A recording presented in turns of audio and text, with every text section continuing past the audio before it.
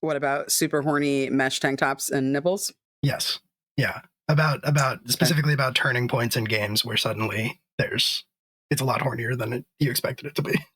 It's always a lot hornier than it's expected to be. I'm actually surprised that that both Founders Day, Founders Day was a little horny, but Founders Day had some horny elements in there. It was a little horny. That is a prime example though, because I thought I was going to be like the degen of that group because I was like a swamp pirate, and then I was like the voice of reason. Like, didn't see that going around licking skulls because that's normal behavior. It's fine. Listen, I was gonna play my character. Literally, I had a sticky note that said Bob Ross, but post-apocalyptic, and did not end up going that direction. No, not at all. Sometimes things just come out. Sometimes I will say though that was kind of Alex's fault for giving you your fucking dreamboat of a fucking inventor / scientist. True. If you hadn't had that scientist, you would have been perfectly fine, right? You could have lived your post-apocalyptic Bob Ross dreams, but instead you had to foam with the mouth. And you could have been fine. I got married. I mean, no fault of your own. Sure. I would have done the same. It was wonderful. It's a good time. Speaking of good times, that's what we're going to have tonight. Hello. Oh, yeah, I think so. No. I think we are. I'm going to have a good time. Yeah, and I'm going to have a good time. Show of hands. Who's going to have a good time? About right. That's about right. I'm sure I'll have a me Raph will have an excellent time. Yeah. Me Max struggle. Lie to God, not me is very good. It's a very I feel like I know who said that also, and I can picture it perfectly. Yeah, yep, that was my guess. So, yep. Fantastic. All right, very cool. Hello, everybody. Welcome. Welcome, everybody. We are live from the apocalypse. If you've not caught us before, we don't normally stream at this time. We don't normally do Saturday streams. It's normally not this late when we do them, but we are a not-for-profit TTRPG studio collective, whatever you want to call it. We raise money via actual play content for nonprofits and progressive causes and good organizations like Doctors Without Borders, who we are currently benefiting. And if you don't know Doctors Without Borders, they are a very important, very valuable nonprofit that does a lot of equally important work in like 70 different countries, and specifically right now in Gaza with all of the horrific things that are taking place there. So we do just ask that if you like what you see here, instead of doing the normal Twitch things like subscribing or giving us bits or doing any of that stuff, that you instead take the $5 or the $6 or whatever you would have spent on the fake Twitch money that they keep most of, and instead give it directly to Doctors Without Borders instead of to us, because we just play games on the internet like this one, and they will do good and important work. Grip it, baby. Slop that down, dude. Shit, yeah, dude. Crack one for the big boy. Thanks so much. Thank you so much for the donation, Cass. We are not doing the advantage thing for this stream because this is not a 5e game. This is Absurdia, a powered by the apocalypse system. So yeah, stick around for that. We'll see. But your money does go to Doctors Without Borders, and that is very important. I'm sorry, JD, I must have missed it. Sorry about that. Where was I? What was I saying? Doctors Without Borders, please give them money. If you do that, the alert will play. The alert will play and interrupt whatever's going on, just like right now, and I will lose my train of thought. And maybe you'll buy Max some time. In that regard, that's the advantage tonight. I think that's most of the stuff. Please donate. And otherwise, we have hidden the subscribe button. If you find it, you can do it. I guess we can't stop you. Twitch does occasionally give us a little bit of money, which we put towards mostly character art for new games and things like that. We have not touched that in quite some time. Actually, we have not started a new game in a while, but we have a few cool things coming up on the horizon that talk a little bit more about at the end. With all that being said, I think that's most of the stuff in the things. There are channel points, there are GIF reactions that you can spend those on, emotes that you can unlock, things like that. I think we'll get into our introductions. Like I said, we are playing Powered by the Apocalypse system tonight called Absurdia, which is kind of a suburban surrealist fantasy game about exploring a strange town where strange things happen. And I think we'll go ahead and get through our introductions. Raph, if you wanna kick us off. Sure do. What's up, everybody? I'm Raph. I will be playing Max Miller. Max Miller inside of Max Miller, you know? I will be playing the playbook The Forgotten Vessel, which sounds scary because it is. What else? Things are going to be fine, you guys. It's going to be great. I have faith. Me too. And I also think things are going to be fine. Candace? Hello. My name is Candace, also known as Candace Magnificent. My pronouns are they, she. I am very excited to be playing this game. And I am playing the playbook, The Paradox, a mockery of time's linearity and continuity. Simon is a sweet baby angel who never did anything wrong. And they use he, they pronouns. Very handsome lad. And they just want to make Max Miller's life a little bit better. That's all. Hey. I'm glad you got the brief that I sent you about Simon and how he's a sweet baby angel who never did anything wrong and only wants what's best for Max Miller. Nothing. Yeah. That's it. We're besties. And maybe someone else. Two best friends. History will say they were best friends. It's true. With all of that being said, I think we can go ahead and get into it. So, it's coming through, I can't tell. Is it music? Mm-hmm. Yeah. Can you hear it? I can. Okay. It's low, but I can hear it. Yeah. Well, it's supposed to be low. Ooh. It's a little too low, maybe. Let's... Okay, that's a little better. Cool. Mm-hmm. Fantastic. Awesome. Okay, cool. Oh, there we go. Okay, great. Got it now. Unfortunately. Unfortunately. Scared. So, Max Miller. The last thing you remember is a voice saying, "Your friends will be leaving, but you will not be by their side." Before you felt the earth under your feet turn soft and your body start to sink into it, up past your legs, your thighs, your waist, past your shoulders, until only your face remained. And you got one last look of the star-filled sky of a noon, more stars than you ever would have been able to see on planet Earth, before the Earth swallowed you whole and everything went dark.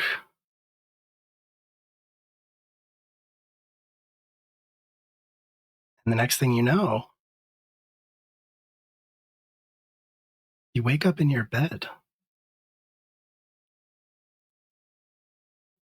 It's been about probably 10 years since you had a bed that was yours. Not one that was given to you at an inn or a place where you were traveling through. Not a bedroll under the stars. You look around and you recognize the room. You recognize the posters on the wall, the holes in the drywall. Can't forget that. All of your belongings in your childhood bedroom.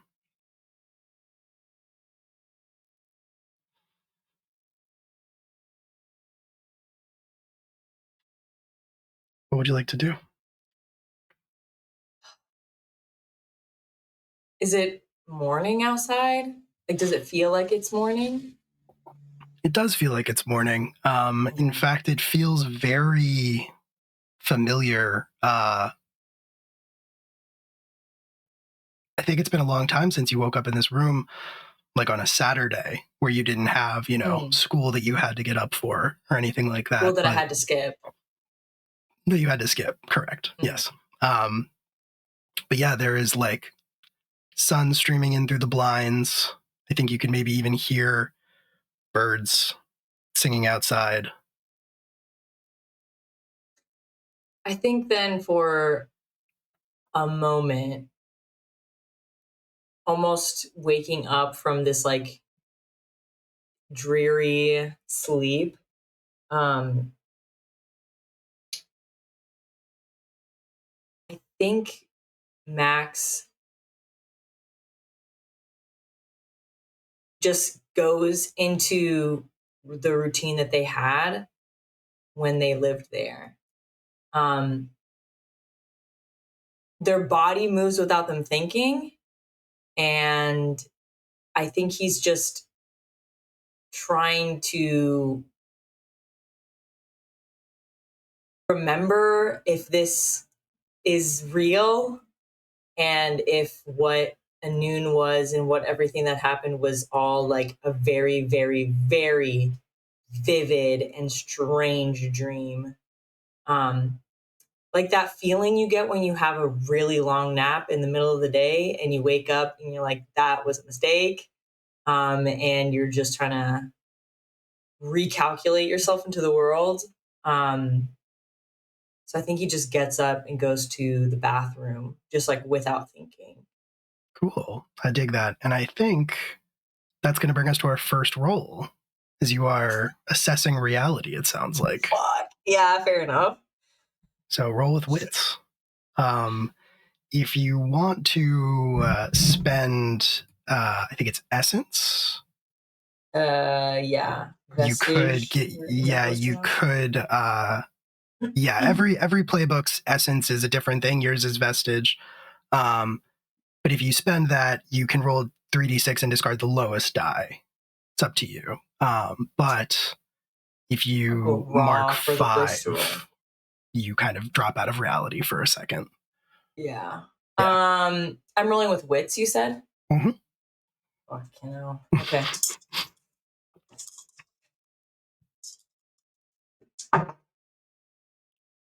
What is this? -1. Great. That's a 5. Cool. You can mark experience. Great. Yeah. Everything's going great. I agree. So I think there's really nothing here to give it away. There's really nothing here to tell you one way or another. You walk past your mirror, or you step into the bathroom, you said, and you catch sight of your reflection. You are 28 in Anun, right? 29, right? Because you got held back a year. I forgot. Yeah, sorry. 29. So you are still 29-year-old Max.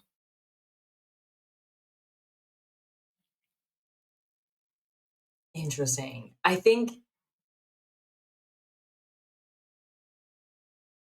I rolled a fucking 5. Okay. I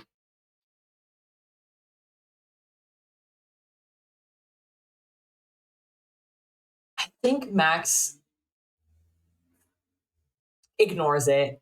Like, I think it's just one of those, he splashes water on his face and catches a glimpse of his reflection, but because he's in his mind so much trying to recalibrate, I don't think he realizes how odd that is, that he's not in the right place or he's not the right age. Like things aren't adding up. I think his body still kind of moves on its own. I think as you splash water on your face and you look at your reflection, so you towel the water off, you hear a knock at the door of the bathroom, just like 2 quick knocks. Then you hear your mom's voice. Joanne Miller. And she says, you hear her call through the door. She says, Max, I'm heading to work. Have a nice day. Also, a friend stopped by. If it's Ryan, send him away. He's not my friend. You don't receive a reply.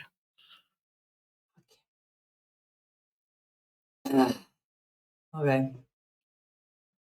So, while you may have 29-year-old Max's body, I imagine, you're not wearing spiky armor with like a giant axe. So, yeah. I guess you're wearing Max's PJs. Yeah, which is probably just like a tank top and boxers. I don't think he has like comfy, cozy Makes PJs. sense. Makes sense. He probably would throw on like a pair of sweatpants. Yeah. Cool. And if I remember correctly, your house, the Miller residence, is like a rancher, right? It's I think it's like it was a grounded mobile home. So it does, cool. Like it's like on cinder blocks or something. Yep, absolutely. So you step out of the bathroom and your home is not very big.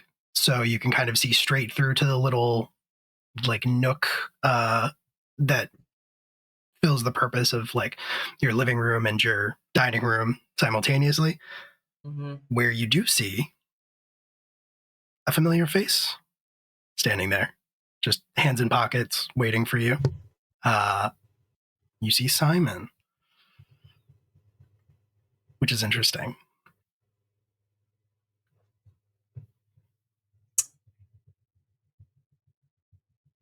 Hey, I didn't expect you to be here. Sorry, this is weird.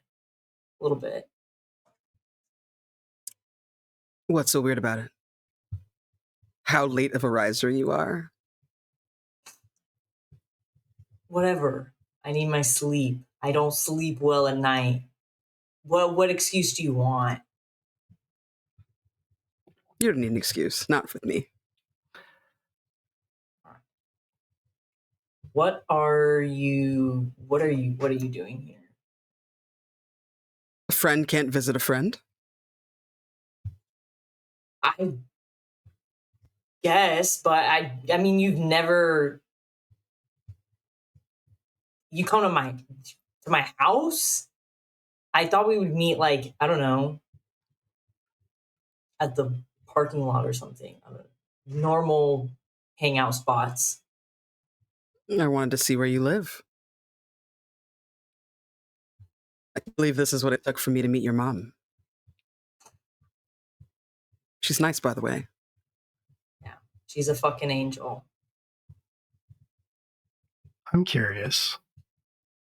What is Simon wearing here in roughly 1990 Ohio? Simon is, his hair is sort of like locked and a little bit messy on top. He has on a black t-shirt and like a gray and black striped sweater, kind of cardigan over top of it. The print on the shirt is pretty worn. But you can kind of see like a logo still sort of there. It looks like it might be like a Bad Brains logo. He's wearing straight leggings that are really beat to shit, really kind of scratched up and worn out, especially around the knees. And I think he probably has chip nail polish on their fingers. Black. I'm so glad you're here, Candace. I'm so glad you're here. He makes toward you like they're trying to go in for a hug, but second guesses it at the last moment and kind of takes a step back. I think Max, when Simon takes a step forward, I think Max instinctively takes a step back. And then kind of a shake of the head and stands back normally. Well, you've seen my home. Not much to see. This is it.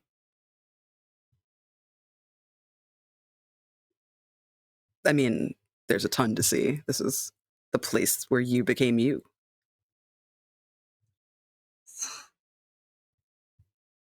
Again. And I kind of points at himself. Not much to see.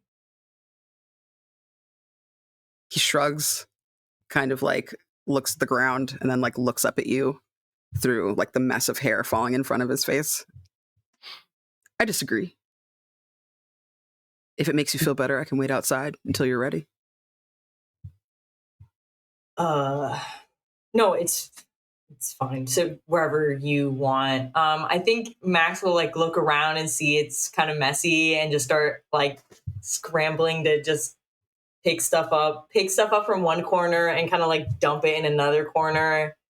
And just be like, I don't have like, I don't know, coffee, or my mom won't keep beer in the house. So there's not that. Max, as you are cleaning up, Yeah. Joanne Miller kind of works opposite schedules with you as a well, you were a student the last time you were here, high school student, but she works nights. So I imagine you probably have like a system for communicating with each other. Like she'll leave you Post-its for you to find. For sure. Yeah. Where does she leave those? Like on the fridge or? Probably on the fridge.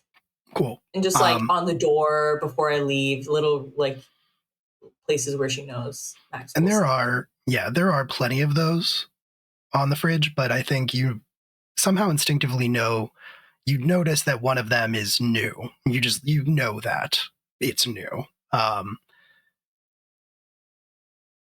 it has her handwriting on it, and it says Maxie.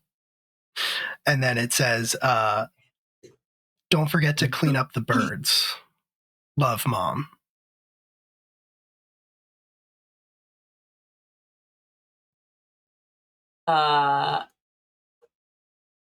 He rips it off the fridge.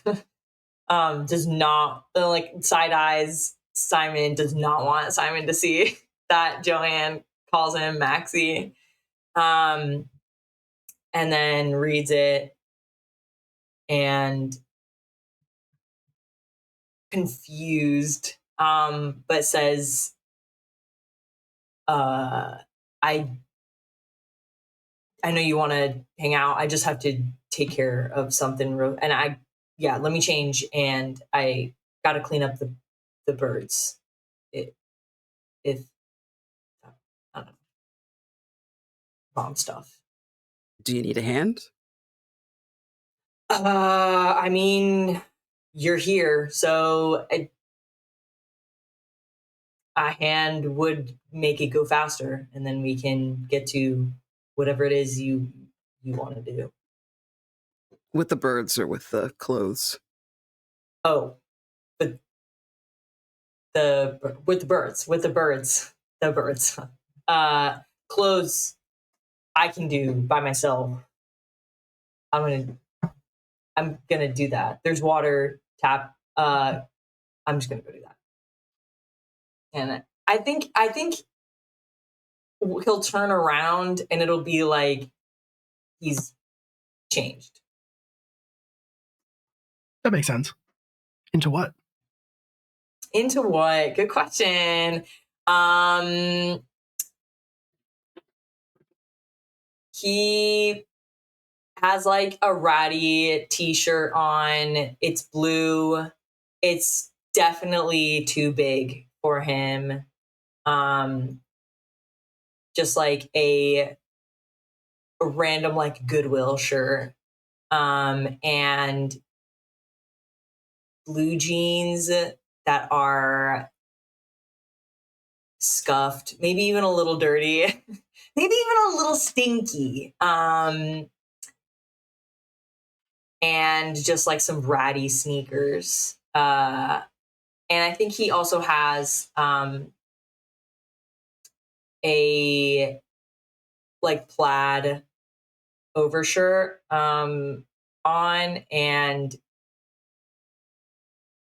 picks up his like his varsity jacket or whatever, and then just kind of like that's it down too much. Yeah, it heads back out. Okay.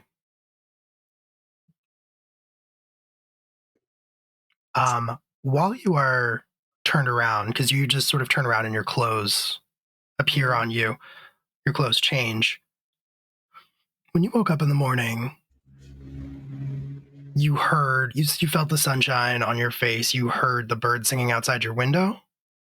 You realize that the sort of awkward tension between you and Simon has only been exacerbated by the fact that it is silent, like dead quiet. You don't hear cars going by outside. You don't hear the birds singing anymore. You don't hear anything.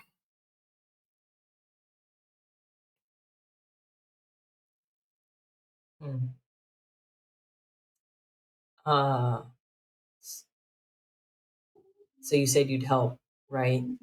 Clean up the birds. Yeah. Anything you need. Cool. What happened to the birds?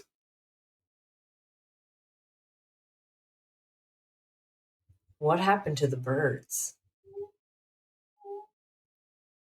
I mean, it's a good question. You don't see any birds in here. Birds live outside. I mean, fair. I think we opened the door. Yeah.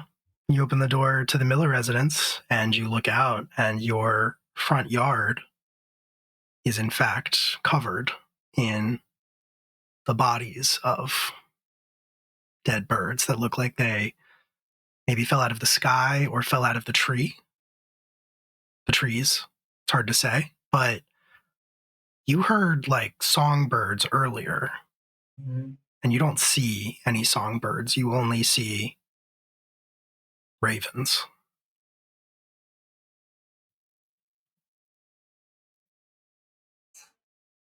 We've got our work cut out for us, I guess. I think I want to look around.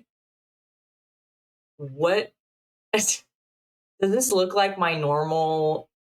I don't know if I would call it a neighborhood, but does it look like my normal neighborhood other than the birds? I think so. I think it looks pretty normal to you.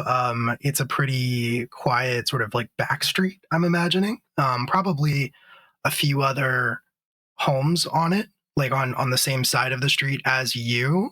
Maybe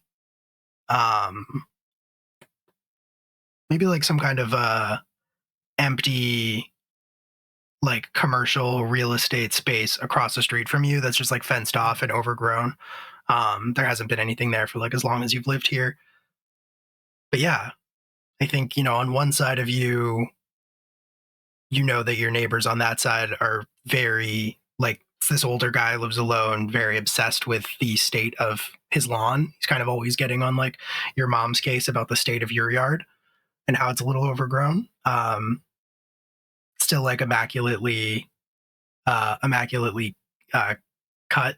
Looks pretty much perfect right up to the dividing, like the exact dividing line between your two yards. And then on the other side, there's a family that just moved in, or at least had just moved in the last time you were here. Okay.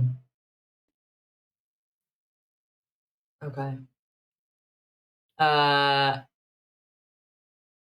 think Max throws his hair into like just a quick messy top knot, and looks for a rake or something, like,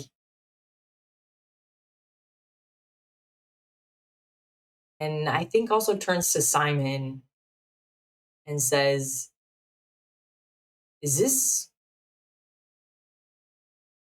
are you okay? Is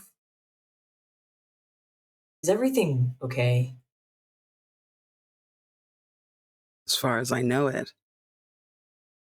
You didn't seem to expect me or even really be excited to see me, so I kind of want to ask you the same thing.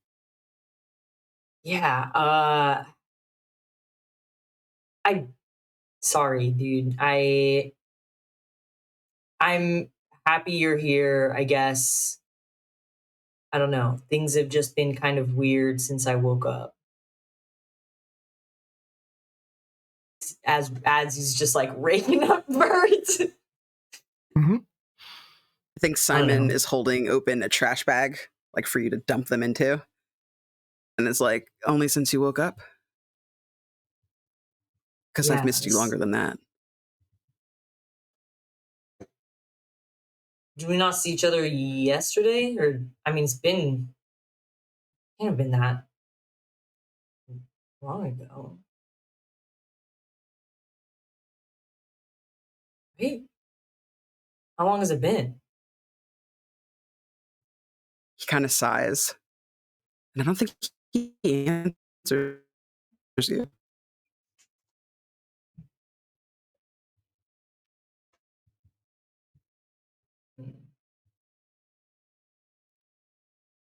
Max seems kind of at a loss right now. So I will put it forward that if you wanted to try to use dissonant whispers. I was going to suggest that. Yeah. Yeah. This could be a good time. Yeah. Okay. I was going to bring that up. So why don't you roll with chaos then?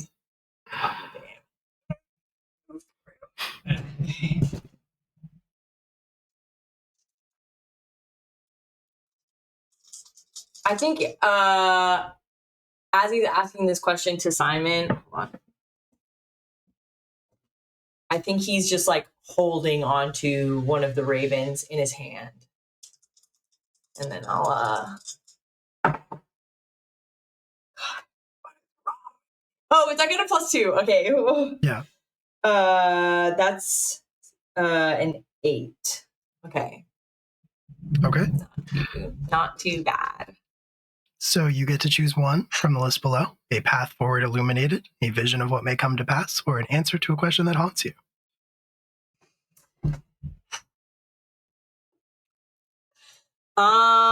Those are horrible options, by the way. They're terrible. Horrible options. I'm gonna go with a path forward illuminated. I don't think Max wants answers to questions yet. Okay. All right. Interesting.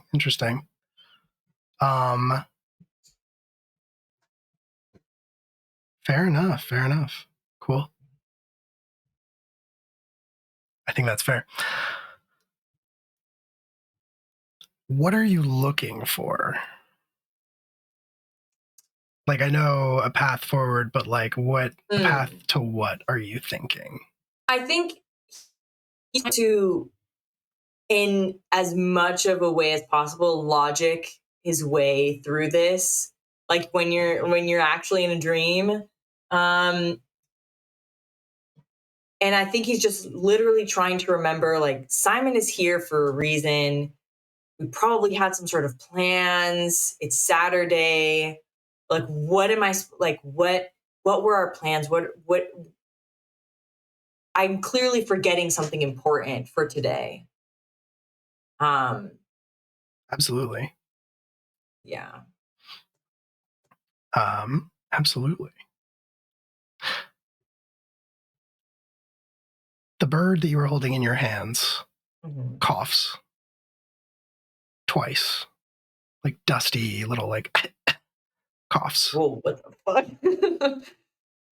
And then its head kind of like turns to look up at you in your hand, and it speaks, kind of croaks at you, and says, Max, are you excited about the bicentennial? What? Bird. What is that? What is who? How? The town's bicentennial. Sure. No, Today, that makes sense. I hear the mayor will be there. I guess the mayor's. I don't know. I don't know them. Okay. Yeah. Right. Simon, we did the bicentennial, right? That's what we were doing today. It's like Okay. some sort of festival. That's why you came over. We had plans. Sure. The three of us have been talking about it for weeks. Right. No, how could I forget? Of course. I'm sorry. Bird guy. That's my name. Birdie. I don't know. We'll get there. Well, Birdie's my sister. Oh. I'm Bird Guy. Oh, okay. Right. No, of course. Yeah. Do you know what happened to the rest of these birds or what? Oh, you know. Are you cool? Are you okay? Well, I'm dead. We're all dead. But that's okay. It happens. I think everybody else is fine too. You doing okay, Birdie? And then from like off in the pile that you've like raked together, you just hear another little voice that goes, "Yeah, I'm doing all right." No. Right. Yes, it happens. This happens. Cool. Bird guy, Simon, bicentennial.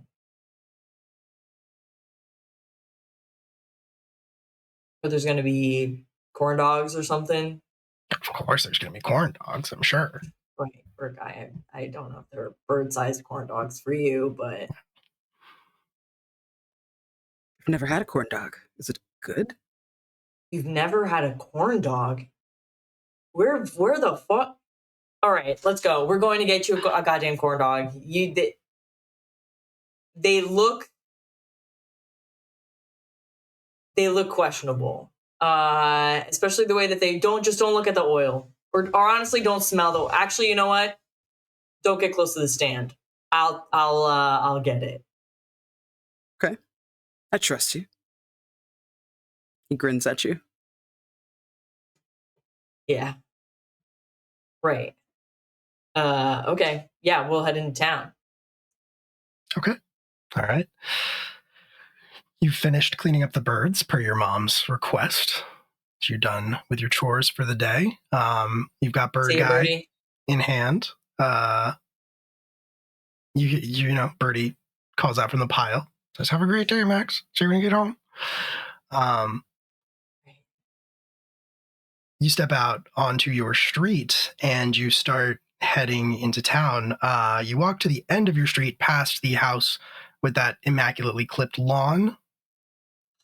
You look over, glance over really, and I think you see one of the curtains shift slightly, like maybe somebody was looking out at you and then they pulled back right before you got a good look.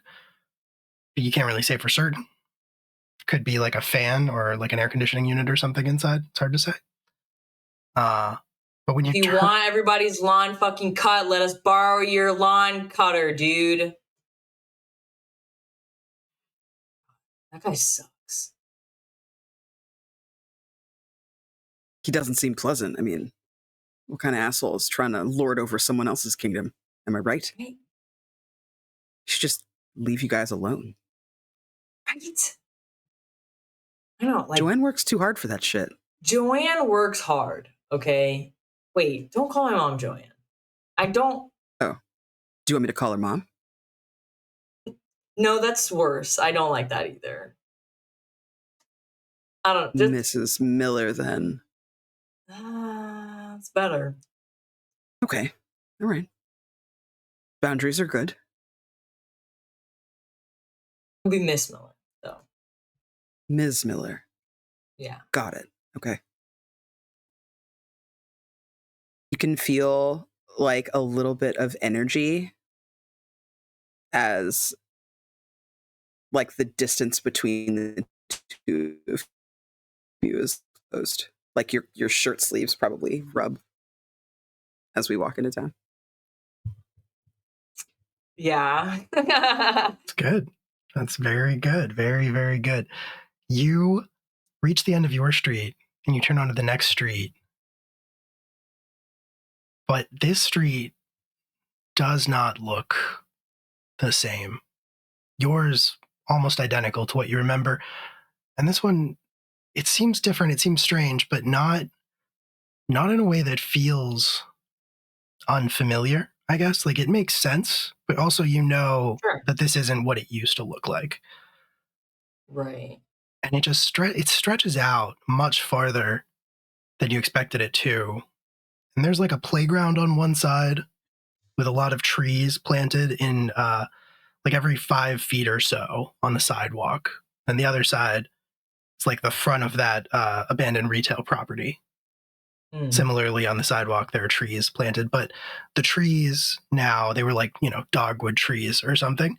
These are like very old and massive, like oak trees, like big trees, and they kind of almost grow together, like almost like in an arch down the street, and it kind of casts it into shadow in a strange and sort of ominous way.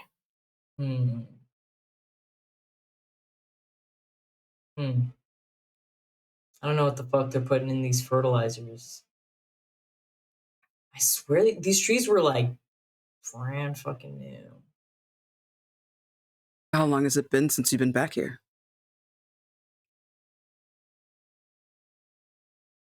Back. I said, back from where? School? I don't fucking know. I don't go. I mean, your life. My life? What? What are you talking about? This is my life. Going to the You know me. bicentennial. I don't go to You? your school. Hey, you go to the other one. I don't fucking remember the name. The other one.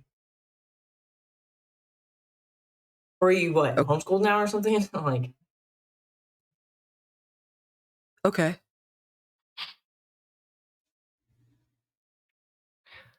The two of you are a good ways down that dark, shadowy street at this point when you both start to hear something coming up behind you. Slow at first, but then faster and faster, and takes you a second to place and figure out what it is, but you recognize maybe too quickly, Max, the sound of hooves pounding against the ground.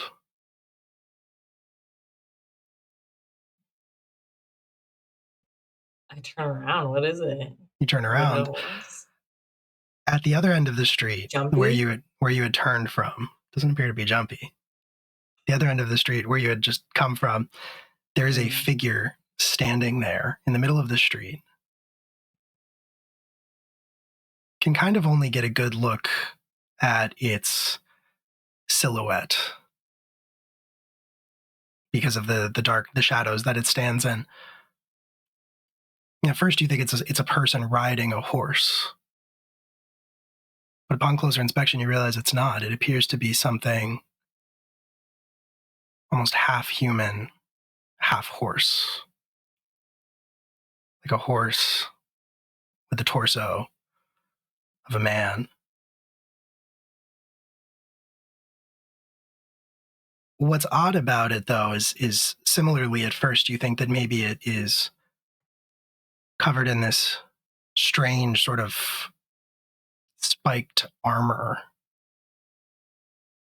And then you realize that's not it either. It's almost like made of tree, of wood, these like gnarled branches and limbs sprouting sharply from it. In one hand, it carries a massive bow, and its eyes burn in the shadows with this almost sickly green light.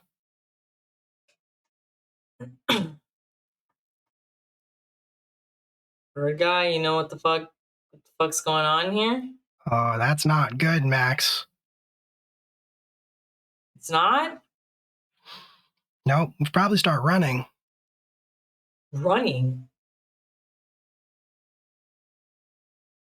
You ask that. Suddenly you hear the hoofbeat starting to pick up as the figure who is standing there starts galloping full tilt towards you. Fuck no. Simon? Simon immediately grabs your hand and starts to run. Yeah, start running. And you are being pursued. You are being pursued. This thing is hot on your tail. And as it is galloping, fully just galloping towards you, full tilt, you see it raise that bow and what you would actually see is that it reaches up to its shoulder and it snaps off one of those like spiked branches that grows from it, sets it to that massive longbow, pulls it back with impossible strength. You're pretty confident that, like, put that bow in your hands, you would barely be able to draw it. I'd be able. I don't know. I don't know. How's your strength score in Absurdia?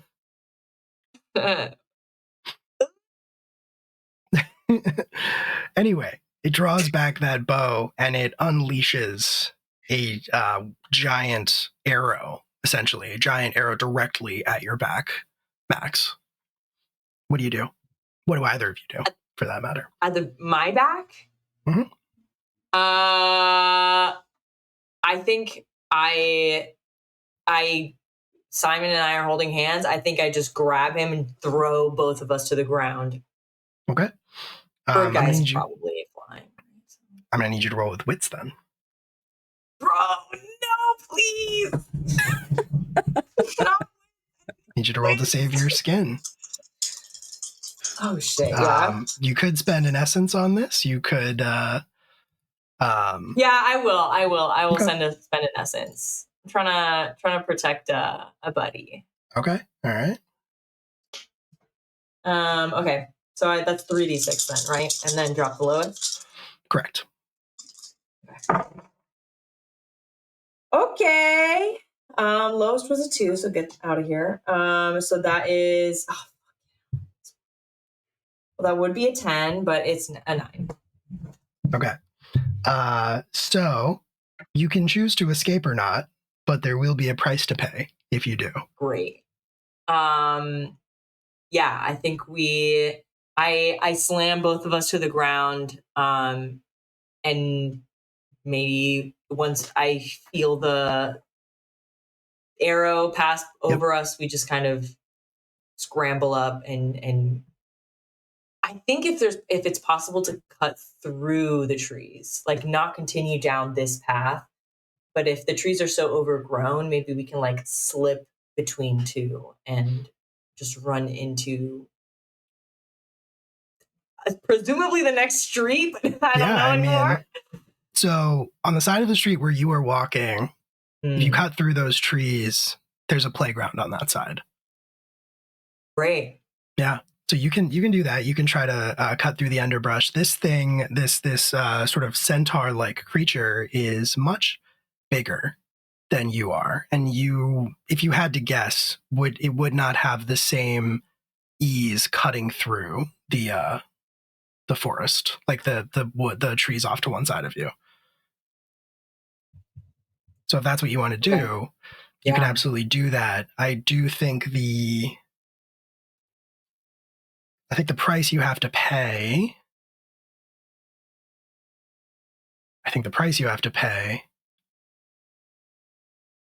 Is you're not going to be quite fast enough to avoid one of you getting hit by the follow-up arrow. Mm-hmm. But I think the choice you make is it Max or is it Simon? You know it's going to be Max. It's part of Makes sense. It's a part of my Dark Knight. Yeah. No, I think that makes a lot of sense. I think that makes a ton of sense. So, Yeah, I think just like as we're scrambling, I just push Simon through and then run through. So, and you push Simon into that underbrush, and you follow shortly after. But as you do so, one of those arrows that's like the size of a javelin, thuds into the tree to your left, and then another one. You think you've made it, and then you feel something hit your shoulder from behind with, like, I think for a second you think maybe you've gotten shot by like a gun, because that's the only thing that you can think of. It like fully launches you off of your feet and sends you like gives you that extra, actually ends up pushing you through the tree line to the other side, where you kind of like roll for a second, roll a couple times, and land like at Simon's feet. And Simon, looking down, you can see Max has about half of one of those giant like tree branch arrows, just like a quarter of the way through one shoulder, snapped off because of the rolling across the ground. And both of you, from your position, you can see the centaur-like creature pause for a second, like peering. You see those burning green eyes like peer through the trees towards you, and then they're gone, and you hear galloping, but it's like retreating. It's moving away from you. Simon immediately drops to their knees. What the fuck? Oh my god. What the battle fuck dressing. was Battle dressing. that? And rips the Battle bottom dressing. half of their t-shirt off and starts trying to take care of your wound. I'm probably fine. Stumbles, falls a little bit more. Oh yeah, you are gonna fucking fine. You are gonna take 2 harm from that. 2 harm. Yeah. Big arrows. Okay. Yeah. Fair enough. I don't know. What the fuck was that? Bird guy? Anything? What the fuck? I mean, that's the hunter for you. A hunter? The hunter of what? People? I don't know. That wasn't here when I was here yesterday. Wait. Are you sure about that? Bird guy, he's confused, okay? He's not feeling himself. Yeah, bird guy just got fucking shot. How do you feel about that? I don't know. At least you're not dead. Fair enough. All right. I guess. Thanks for You didn't have to. It's fine. We can just go. So I get you that corn dog, right? I mean, you can't go like this. Look at yourself. I mean, you wrapped it up.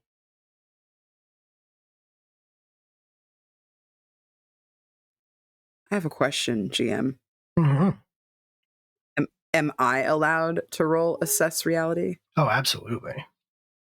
Please do so. I roll 2d6, not 3. I just Unless need you 3 spend an just in essence, case. yeah. Mm-hmm. Okay.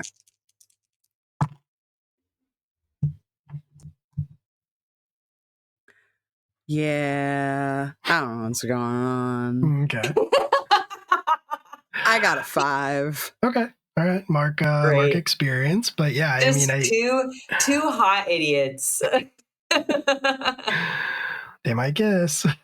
I'm just soaking the blood up, and I think Yeah. like I kind of crack the branch so that I can remove it completely, Mm-hmm. without having to try to pass it back through, knowing how big it is. For sure. And then I like wrap the strip like around the shoulder to support it and to staunch the bleeding. Mm. And weirdly, So, do you know what that was? I mean, Yeah. weirdly, you know exactly what you're doing. How do you? And thank you. But how did you know how to do that? well, I mean, you don't seem to remember a lot. I feel like I shouldn't say. Remember what? I definitely don't remember that thing. That's not normal, right? I mean, Bird Guy seems to think it's normal. Seems pretty normal to me. I don't know what to tell you. Bird guy, you're not helping, okay? Wasn't fucking here yesterday, wasn't fucking here 5 years ago, wasn't fucking here 10 years ago. I just don't I think that's wasn't here. true. I think you're going to hurt their I wasn't here, feelings you if you think I keep saying was? that.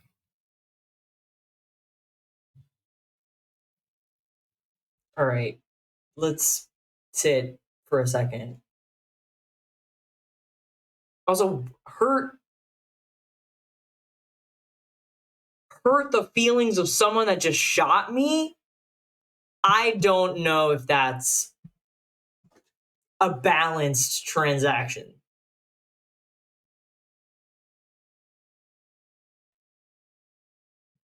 Also, you've been here, Simon. I literally saw you. I want to say it was yesterday. Maybe it was longer than that. At least last week, right? I don't,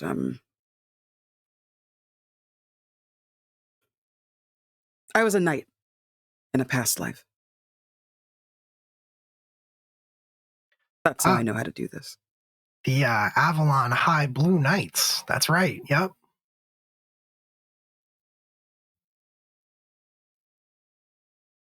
And they teach you how to do this in football. Like that's just normal now. Yeah, you always have to be prepared for the worst. Yeah. Should fucking teach us this in wrestling. That's where the real fucking, pain goes.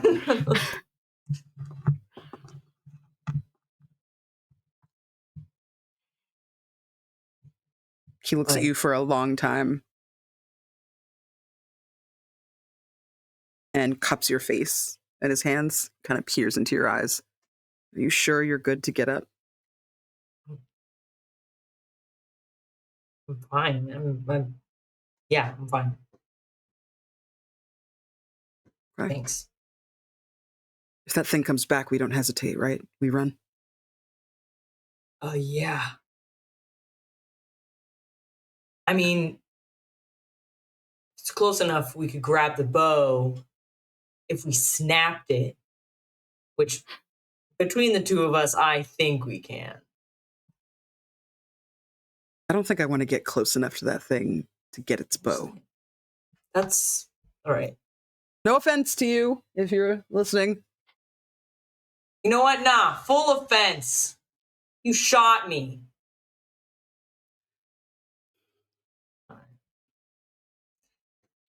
So, Yeah, but I mean, you seem relaxed now. A little more like yourself. yeah, I guess it just takes running from a monster to kind of snap you back. At least it's the kind of monster you can run from. Yeah, I guess so.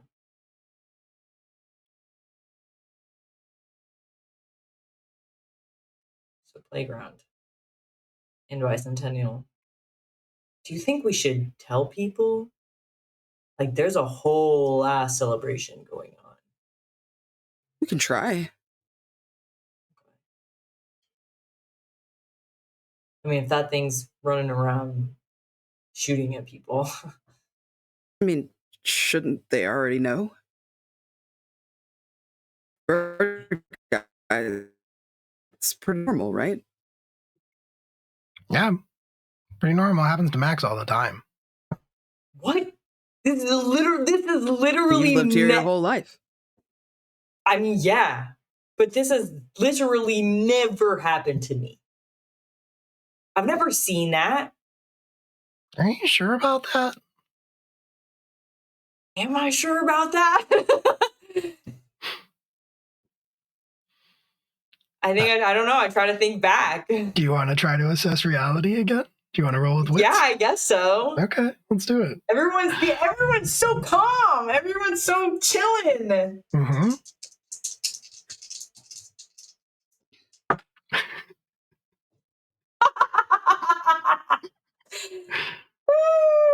How'd you That's do? plus what? That's plus what? That's plus wits, dog. Yeah, I got a 4. Okay, cool. Yeah. All right. Well, mark experience. Yeah. Things are going great. Yeah. Shock. I mean, maybe I've seen. I guess I don't know. It doesn't really. I don't really go out much, so yeah. I've seen it before. I think. Hey, fellas, I gotta ask a question here. You said that if we ran into that thing again, we were gonna run. What are we doing if one of the other ones finds us? There are other ones. Max, how many of these things are after you? I don't. After me, what have I done? I'm just. High school seems wrong. I don't. How many are the bird guy? Oh, I only ask because, well, look over there. And when Bird Guy says that, you've been traveling across the playground at this point past, the swing sets that are just kind of empty, swinging back and forth, even though you don't really feel a breeze or anything like that. But you start to hear this, sort of echoing noise, this noise that's sort of just bouncing off of the equipment in this playground all around you. And as you're passing the basketball court from around your field of vision where you couldn't see before, glides this large sort of hulking figure. And at first, the movement seems weird. I said gliding for a reason because that is what's happening. It takes you a second to realize that this thing is on rollerblades. It's kind of this slavering, white furred monster, but wearing like tattered and torn hockey pads and holding a almost comically small a hockey stick in these like big paws, basically. I guess we run. I don't. Oh, okay, let's go. And it kind of gives this creature like just kind of like stares at you for a second with this kind of like, huh?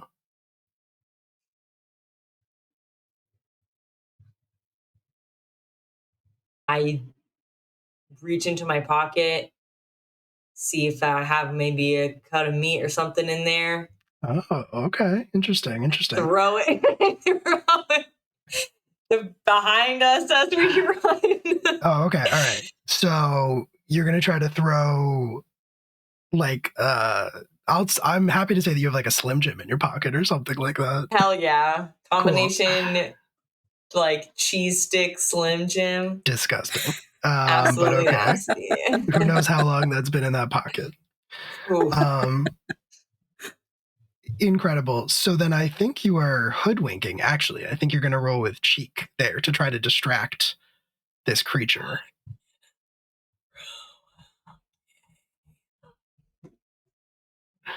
GM, is this a disturbance? This would count as a disturbance, yes. Can I roll my redaction move? Yeah, absolutely you can.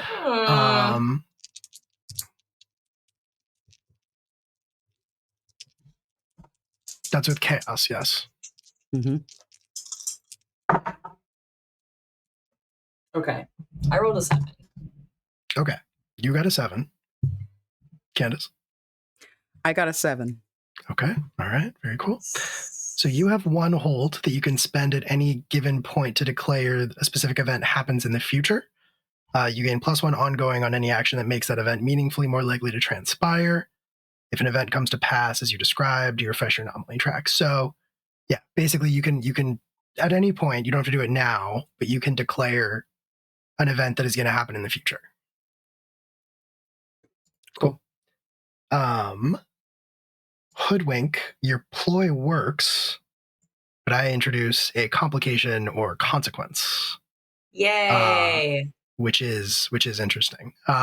So I think what I will say is that you're kind of in this weird standoff with this monster creature thing, and you reach into your pocket, you throw the old combination Slim Jim cheese stick out of your pocket, and its head like snaps to the side, following it almost excitedly, and it starts to head in that direction, which gives you enough of a chance to like start running.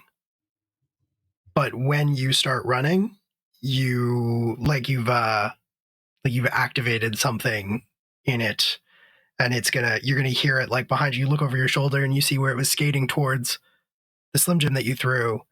Its head snaps back around towards the two of you, and it kind of gives this like deep sort of chuckle. There's like and starts takes off, just like skating after you. Full tilt as fast as it possibly can. So you bought yourself some time. It is trying to catch up with you. Mm-hmm. What it will do to you if it catches you, you're not sure of. Mm-hmm. But yeah, what do you want to do? We're running. I think I yell at Bird Guy. So how do we escape this? I don't like. How do people live here? What do you mean? They don't bother anyone else. Just me? What did I do?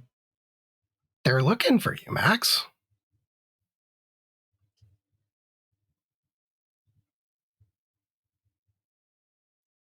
Okay.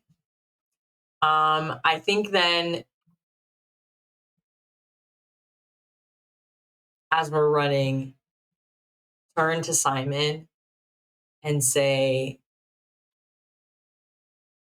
just keep going. I'm gonna probably try something stupid. I'm not gonna leave you. Well, I don't want you to get hurt. Sometimes shit happens, but I'm not gonna leave you. Not again. Saying these things. Okay. I fine. Just fine.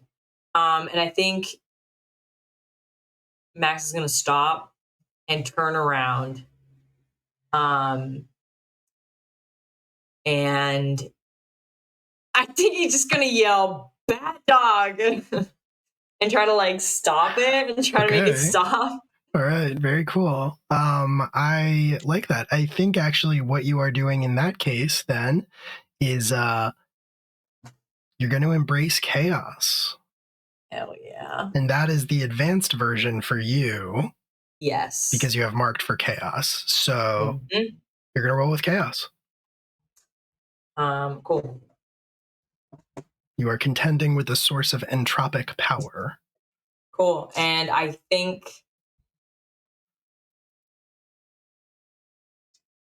yeah, let's just go with that. Chaos +2. We got this. Maybe we don't got this. Hold on. I've literally have not rolled anything except for 5s, 7s, and 8s. And this is an 8. Okay. An 8 total or an 8 before you add your chaos? Oh, an 8 total. Okay. Cool. So with an 8, you choose one and I get to choose one, which is very cool. So you can pick, you gain a clear understand, or actually, no, I'm sorry. You have, okay. So that's if you'd rolled a 10 on a 12 plus. Yeah. Oh, you're right. Okay. So on a 7 and 9, you choose one. You gain a clear understanding of the power's source, effects, and motives, if any. Okay. You quell the power's effects or fan its flames. You briefly wield this power's effect. You subvert this power to achieve your ends. Take +1 forward. You inflict or heal 1 harm on a nearby target, or you mark or erase 1 essence.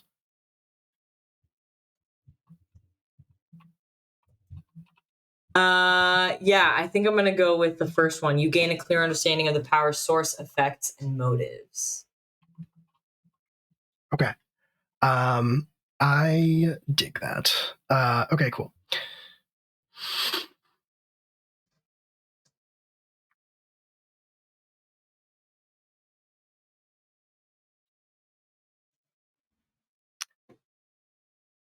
The creature, you yell to it, you yell bad dog, and for a second it stops. Yeah, it kind of like turns its skates sideways, so it comes to a stop, and then it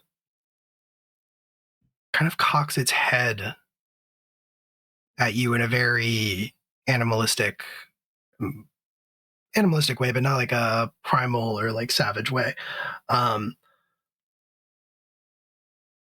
And I think for a second, it's familiar to you. You remember someone.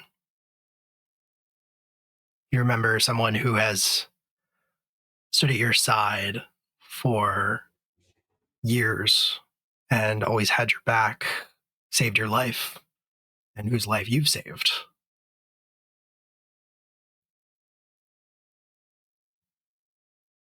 You remember, and none of these words really mean anything to you, but you remember that this person was the greatest Gritsky player in all of Anoon.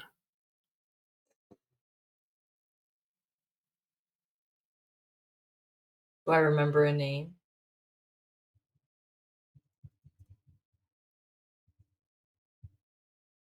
I think you do.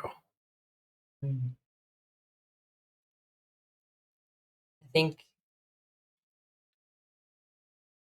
Max has his hands up, and then slowly puts them down and says, I know you.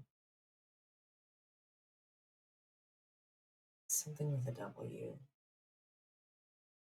MVP Wayne?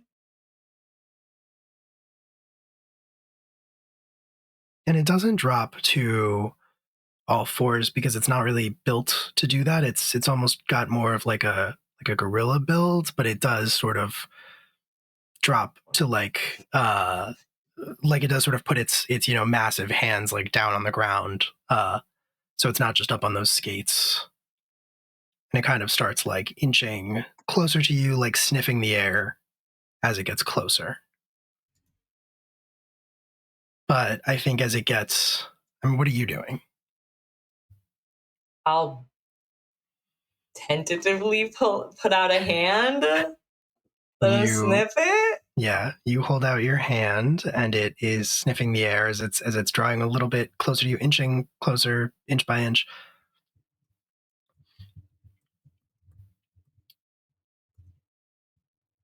But then a cloud passes over the sun.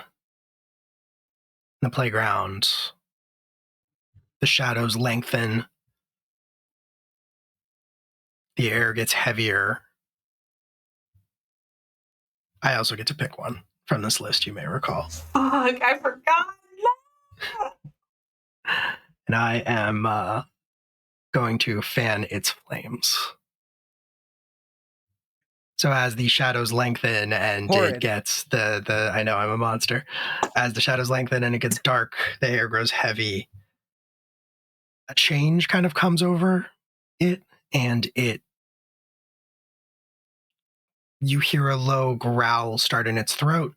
You hear Bird Guy say, "Uh-oh," and then it lunges forward with its like massive jaws wide open, like snapping for your hand. Nope. I thought you said this was your friend. I thought so. I was mistaken. Can I'm not exactly sure how the mark of corruption works, but is it possible in my gear? Yeah. I mean, yes. What I think that's up to you. Okay.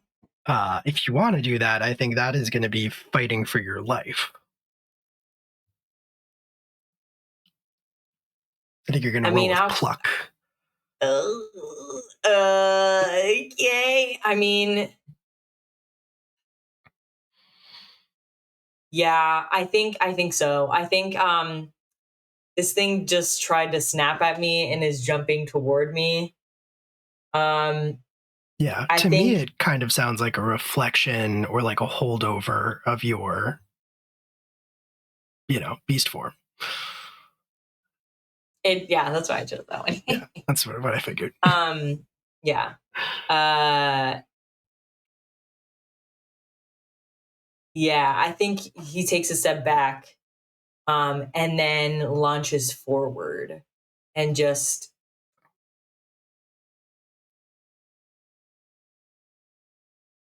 I think he kind of also loses control of the situation. I'm not 100% sure. It's not really a magical girl transformation. It's always been, at least in Rage, it's always been pretty gross and awful. Mm-hmm.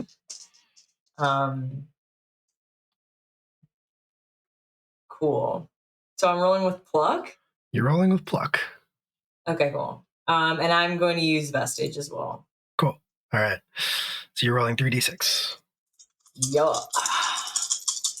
I don't want to get hurt. Okay. Drop the 2. Get out of here, 2, you nasty. That's a 10. Amazing. All right. Fantastic. So you and your enemy inflict harm on each other as established. I will need to know what your mark of corruption looks like in terms of your body. Yeah. Cool. So I think as Max launches forward, I think it looks like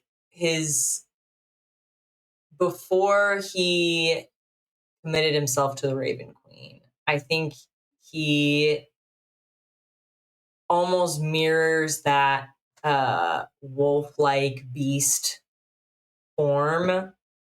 It's all, you see, like his body just turns. There's like a sheet of black ink that falls over him, and I think as he kind of throws himself forward, his entire upper body just becomes one giant wolf head. Like it's this weird, like human body, and then just a massive, almost like a freaky looking bobblehead, an absolutely massive wolf head made of like this dripping black ink and red eyes and big old mouth, big old ravenous maw. Big old ravenous maw, says it right there on your character sheet. Yeah.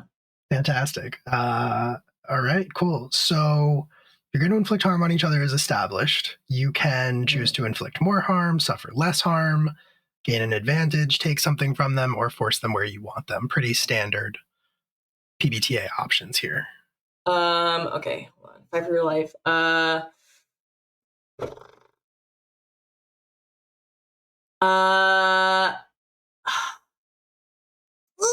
Okay. I think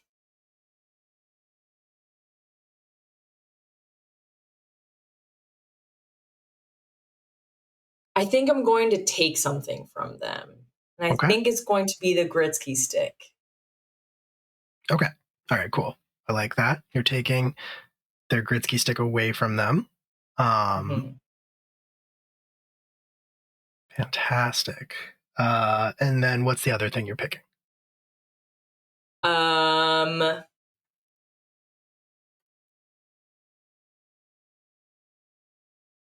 I think gain the advantage, and I'll give +1 forward to Simon.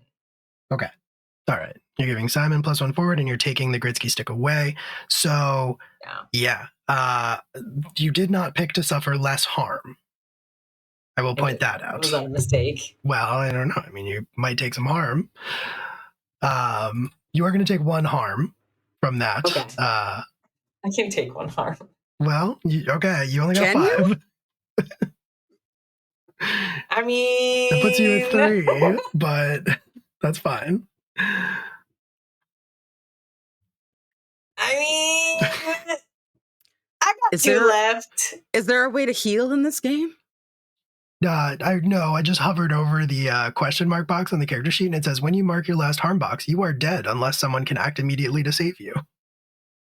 No, you can heal between, but only once, right? Right, you can heal, but it's like between sessions, kind of, is the idea. Because a disturbance is technically like a session. I mean, it can be as many sessions as it takes to get through it, but yeah, it's like a when time passes thing, kind of. Is this you hinting that maybe I should take less harm? I don't know what's going to happen in the rest of this session. I'm just pointing out that you did not pick that. You said out loud, I can't get hurt, and then did not pick the option that meant you would not get hurt. That's all I'm doing. Listen, okay. Can I do something with the Gritsky stick? Sure, yeah. Yeah, okay. I yank it out of his little hands, his little paws, and I wanna fucking chuck it. It is a hockey stick, also, I will say. But yes, that's cool. Yeah. I'm down with that. You are going to take 1 harm because it is going to bite you. So you were kind of reaching out for it. Your head, you do that transformation, you get your ravenous maw. You go to bite back. You are going to be trading harm. So it's like watching, ravenous, I think. Yeah, it's like watching 2 dogs kind of go at it. It's like happening so fast, and you can't really even like keep track of who's doing what. But he bites you, you bite him, you grab the stick out of his hands. In the meantime, Simon, you have a chance to do something if you want to, and you have a +1 forward if you want to take that. But otherwise, you are then going to grab the stick, and then you're going to try to throw it away. Yeah. I'm assuming in my vision, I know that this stick is important. Yeah, probably. It was important to Wayne. Yeah.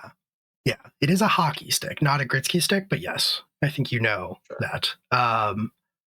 Simon, do you want to do anything before that happens? Because that's going to be another role, I think, a different role.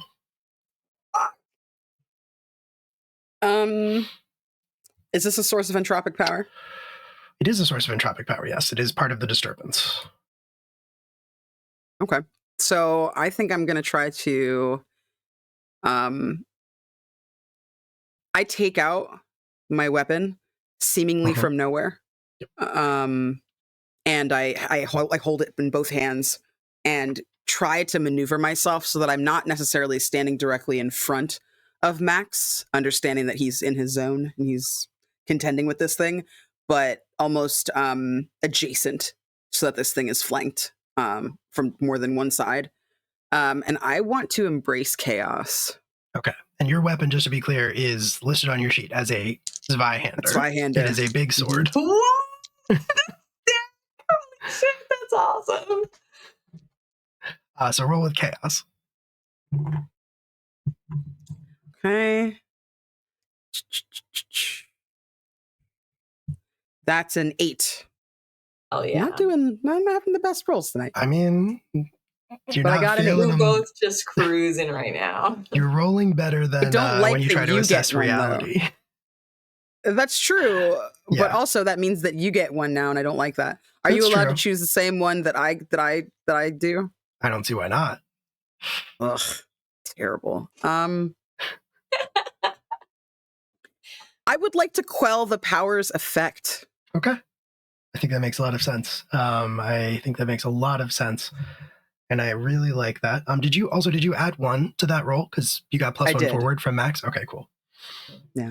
Oh, wait, no, I did not add that additional 1, but that's only a 9, so that doesn't really help. 9. Yeah, fair. All right. Can I hold on to it for the next one? Yeah, I think that's fine. I have to have it now. I'm fine with you holding on to it. Yeah. Awesome. Okay, cool. Thank you. Wait for the next one. Yeah, the next roll. Don't worry about it. Sure. Okay. So you are quelling the power's effect. Simon, I am like holding the sword. I'm standing firm. Max, if you look over at Simon, they have this very kind of strong posture, feet like firmly planted in the ground. They look determined and not a stranger to this. But they are afraid of this creature, especially considering how much you're bleeding. And they say to you, you can't continue. You can't keep doing this. You have to either figure this out, or we need to run, or fuck you. They don't know you. Stop this. Stares at the creature and like tries to face it down and makes it like I think that he's trying to make it question its intentions. Yeah, absolutely. And he thought he knew you, and this is how you act. I think you yell at this creature, and it kind of like when you yell at a dog, it kind of like loosens its jaws. I think Max and this creature both freeze, kind of like you caught them, like in the trash, like doing something that they're not supposed to. And then the other creature kind of just like slowly like undoes its jaws from like where it was biting Max's already wounded shoulder, I'll say. And Max, I think that leaves you with an opening to throw the stick. And I'm not going to make you make that second roll because Simon has quelled the effect, basically. Simon has sort of counteracted that like spreading darkness on the playground that made this thing go wild. So if you when you just like chuck the hockey stick, I think it like chases after it, like if you threw a stick to a dog, basically. Cool. And as we all know, Max can throw a stick very far. Very far. Very far. So strong. But I also get to pick an option from the list here. These And so hurts. I think Simon, you see the you see Max wind up, and I think in the process his head sort of like shrinks back to normal shape and It size. swells. Yeah. And de-anamorphs. And you you see Max wind up with a stick and then throw it, and you see it like disappearing, and Max weirdly just like stays in that position. Like arm extended from the throw. I reach up and put my hand on the unwounded shoulder. You don't get a response. And I think when you look at Max's face, he's just sort of looking off in that same direction, but like he's fixed. He's not blinking. He's not even breathing as far as you can tell. And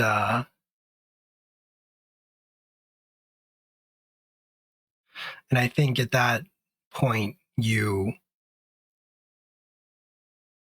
hear the sound of like leaves crunching underfoot. As you turn to look away from Max, or you draw your gaze away from Max, you see a man walking towards you. And he's older, looks like, has a forest green baseball cap pulled like real low, like over his face, so you like can't even really see his eyes completely. And he's wearing like a parka with his hands in the pockets. These kind of like brownish plaid slacks, loafers on his feet. I think Simon, I grip my sword and I kind of almost like use the weight of it to like pivot myself to face this person. Well, And I point it, level it, not a step closer. he stops moving towards you. For Who your are you? comfort, What do you want?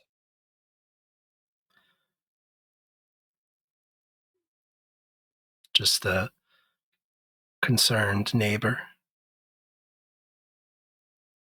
Are you the one with the lawn?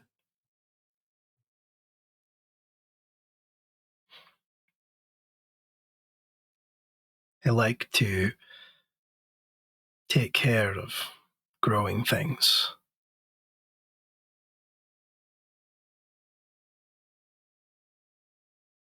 What about that monster? The hunter? Is that you? Well, in a way, this is all me. And in exactly the same way, this is all him. And he nods to where Max is frozen in place.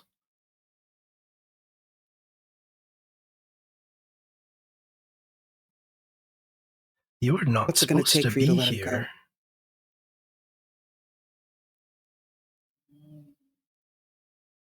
Yeah, well, I am, old man. What is it going to take for you to let him go?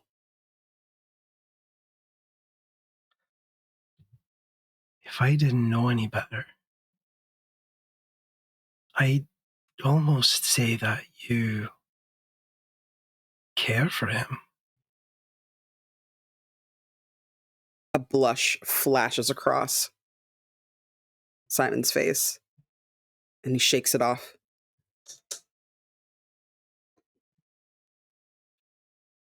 Why wouldn't I? You must care at least a little bit, or you wouldn't be doing this. So we both care for him, I clearly in different ways. I care.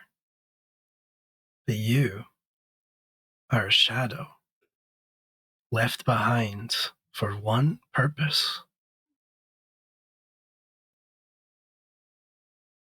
You can't love, you can't feel anything. You're only here to be the devil on his shoulder. And yet,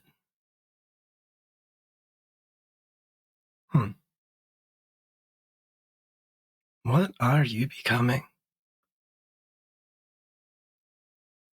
It's not about me. What is it going to take for you to let him go?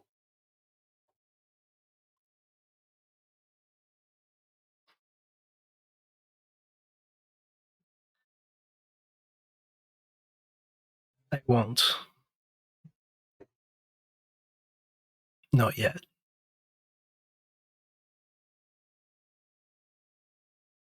Not until the time is right. But as for this place, Why do you...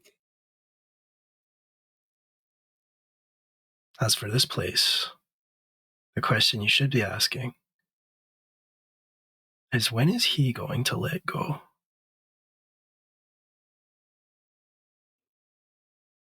I don't need the answer to that question.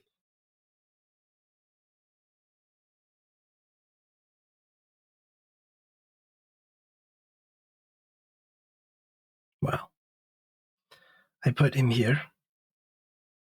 What he makes of it, that's on him.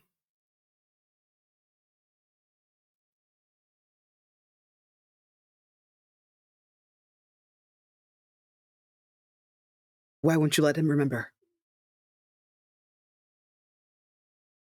What makes you so sure that he wants to remember? The things he's done? The people that he's hurt?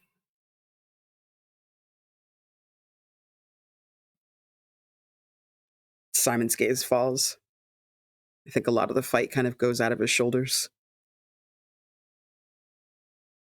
We all have things that we have to live with. You're going to have to live with what you're doing to him when this is through. Shouldn't we be free to make those choices for ourselves? There's that word again. Freedom.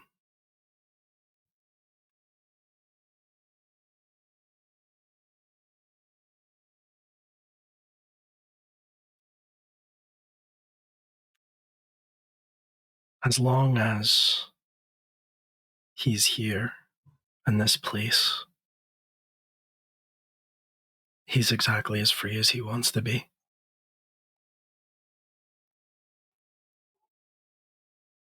This could be anything. This could be a paradise. And instead,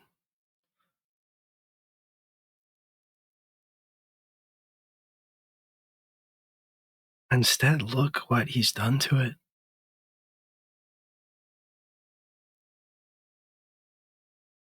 Dark reflection where those he loves chase him down like an animal.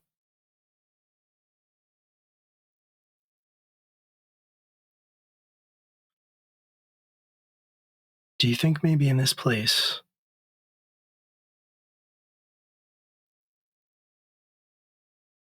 he's let them see him as he sees himself? This isn't who he is. He's so much more than this. Well, you know that. But does he?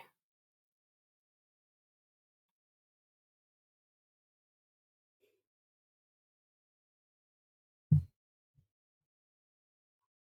think I want...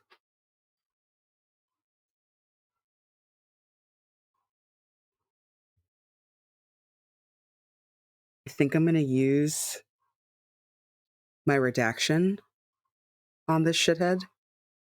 Very cool. And he remembers who he is. All that he is. You are fucking finished.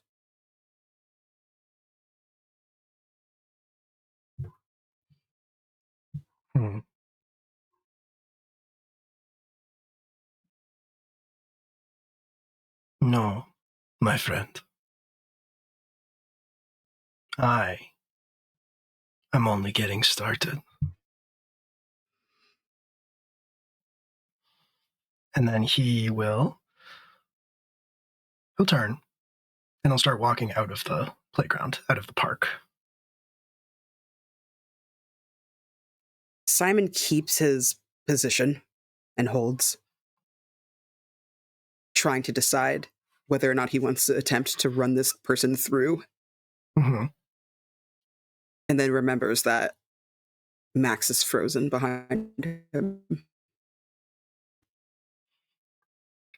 And they just kind of take a deep breath, put the sword back into the scabbard that isn't at his side, and it just vanishes. And they reach out an arm to pull Max physically to them, like in an embrace from behind. And I think, Max, that's what you see basically is you throw the hockey stick, and then suddenly you see Simon standing in front of you with that massive sword just sort of pointed straight out in front of him. And before you can even say anything, he puts it away and turns and hugs you. Come back, come back, come back, come back.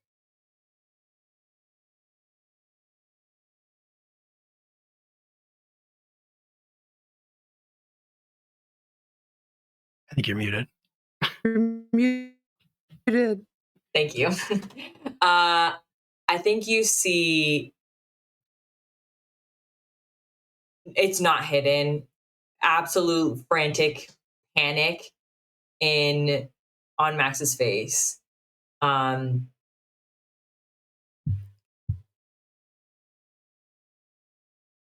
he just kind of chuckles and says, "Weird, but this happens all the time, right? Are you okay?"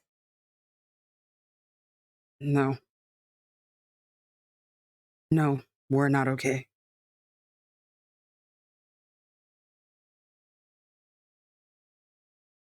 You thought you knew that person, that thing?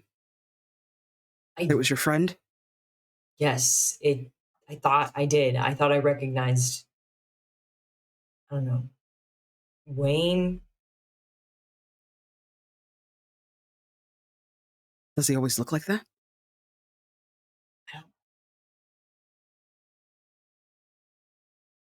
No. I don't know. He's gone now. Why does he look like that now?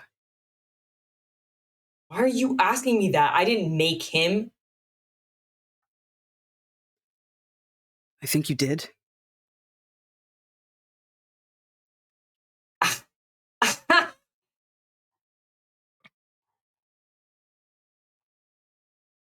Ow. I don't know. Try to make something else. Make a corn dog. Make a corn dog. Just think about it. Just Sure, I'll just make a corn dog. hand me a corn dog. If Here things you can just go. pop out of nowhere, I mean, I didn't make it. Can I try to make a corn dog? Yeah, Does he hand me one? I mean, that's a good question. I think you will have to roll for that. Great. Roll for corn dog.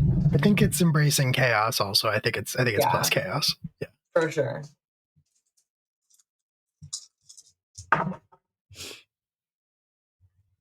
That's 7. Okay. All right. You get to choose one, and I get to choose one. Fucking hell with this. I don't like this. So if you're just trying to make a corn dog, I think that you could briefly wield this power's effect. That's what I was going to say. Yeah. Mm-hmm. I think that makes a lot of sense.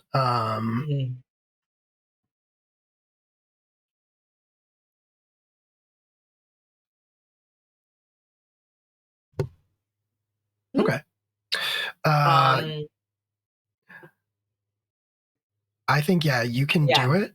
What I'm going to pick is you mark 1 essence to do this. Great. Okay. And I'll leave it up to you if it's an actual corn dog or like a literal corn dog or like whatever. You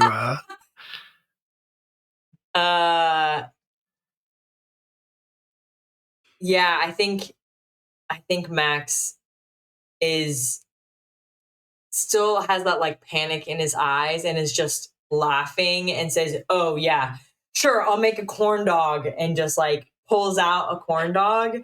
I I think the corn dog has like a face on it, made of ketchup.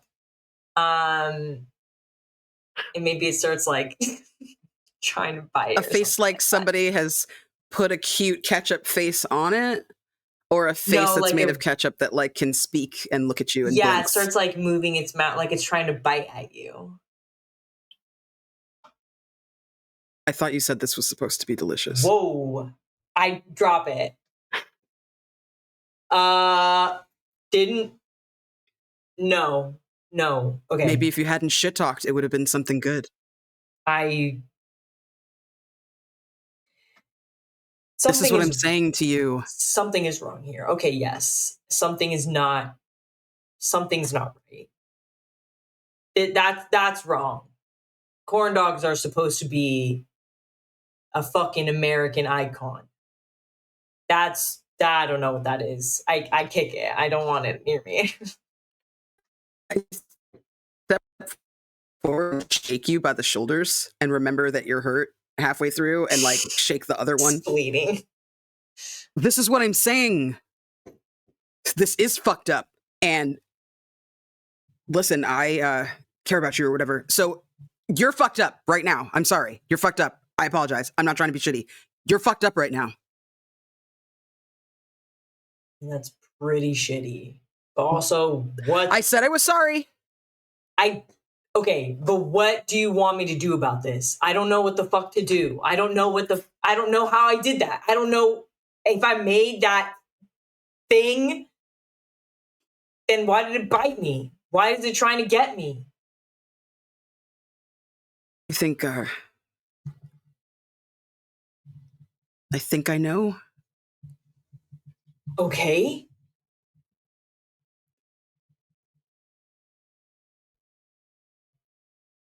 Like yourself?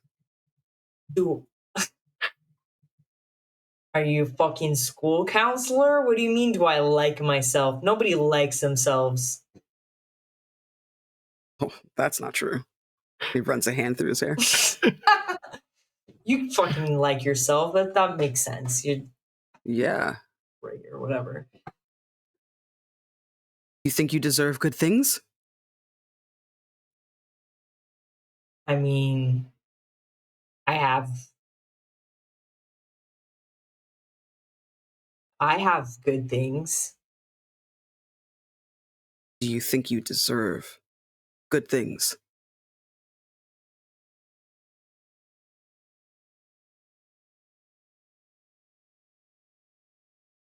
No, what does it mean to deserve something? I don't know. Is it something I can just ask for? I can just ask for good things? I mean, you can accept good things. You can expect good things. Expect good things? Do you look around? I made a fucking demon corn dog. And just imagine if you had been like, you know what, I'm really fucking hungry. I would like a real corn dog. Maybe you would have had something good instead of whatever monstrosity that was. Maybe your real friends would be here. My real friends? I don't know what you... I shouldn't be able to do this. This is wrong.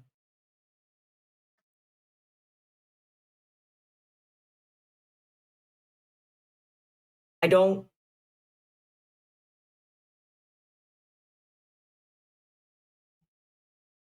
know where I am. All I know is you're here. And that's a good thing, right? He takes a step close to you and kind of tugs at your flannel and brings you in close. We haven't talked about it.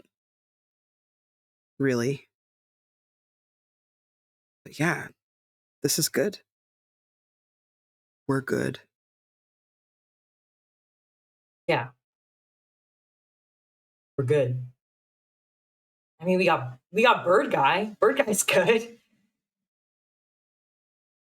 Don't do that. This is good. You put a hand to your face.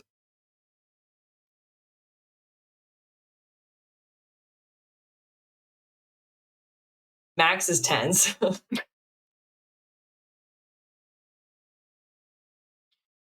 don't you tell him the truth, Max? Tell him what Bird you're always Guy. thinking. What? You know, you have bad timing, Bird Guy. I think you should be honest, Max. I think you should.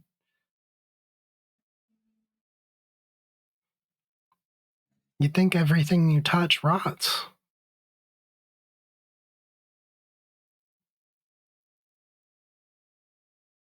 You're always thinking it.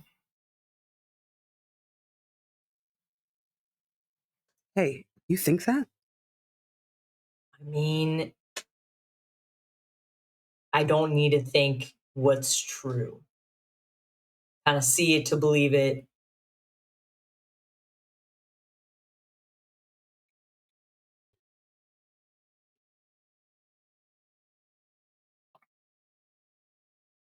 I don't make good things happen. I can try to be good. I'm trying to balance the shit that I've done with the good stuff I'm doing or trying to do. I don't know. It's not balanced yet. How is it ever going to be balanced if you can't forgive yourself? I mean, once the good outweighs the bad, I feel like that's something.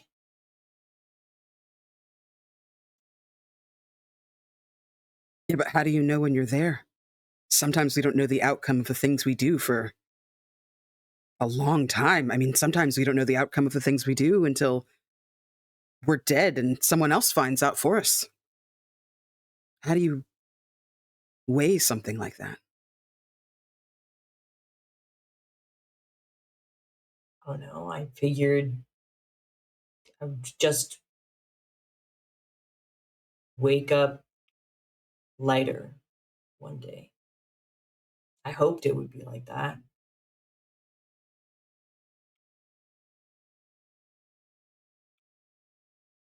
Right now, it feels like you're not waking up at all. Doesn't it? This doesn't feel like you, but it is.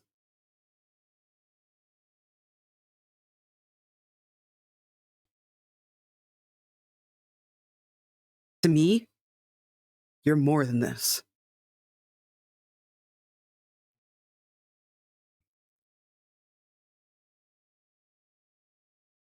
To you? Yeah. Reciprocal action. Does that mean anything to you? Yeah, I mean, you taught me that. So you put out good, you get good back. You do good for the people around you. That's not what this is. This is a nightmare.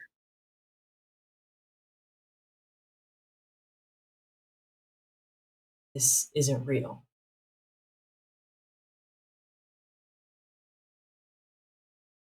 It's not real. Also is. This is a reflection of you. I'm even a little bit of a reflection. Sort of. I think.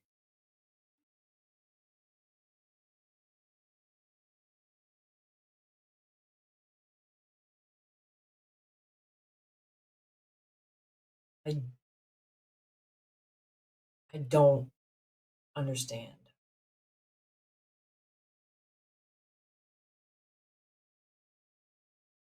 How am I how am I supposed to put good out there? I thought I was.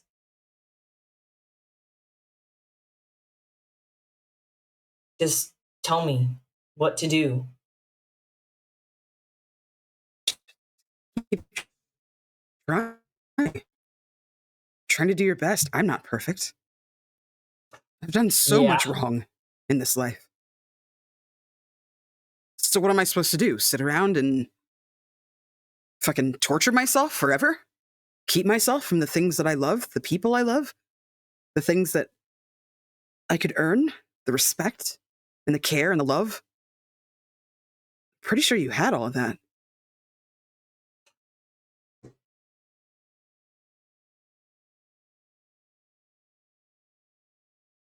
I've I've done too much to hurt others. Reciprocal action also works the other way. Yeah, but look around, Max. This is a world made by someone who's never done anything right or anything good.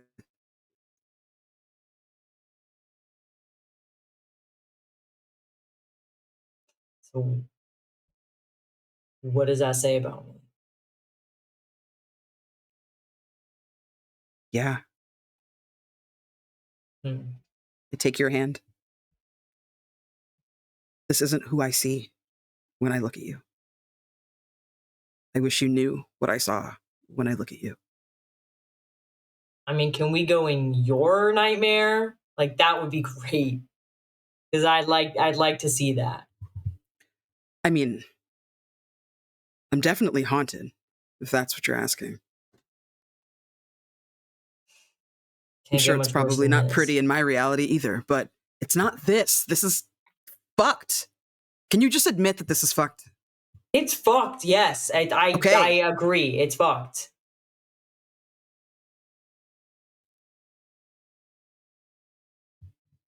you're better This than this.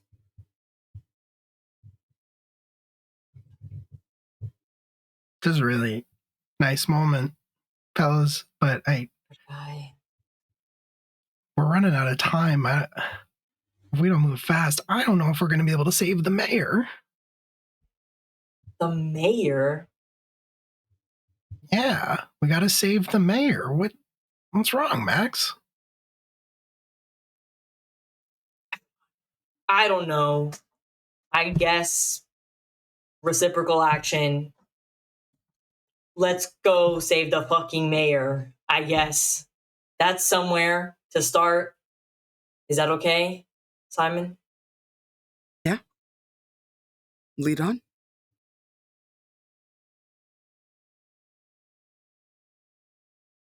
Okay. The fucking mayor.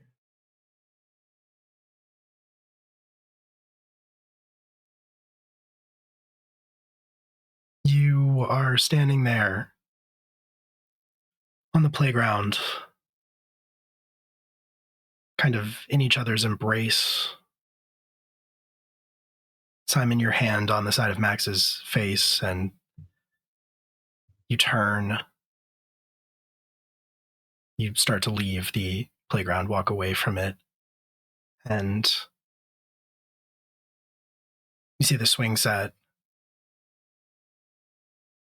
right as you walk in front of it. The swings kind of gently swinging back and forth with nobody in them, no wind. And then as you pass in front of them, suddenly there is someone. You don't notice them, but there's a little girl. Her skin is pale, and her hair is long and stark white. She wears a little black lace dress. She doesn't have a mouth, but she does have 2 golden cat's eyes.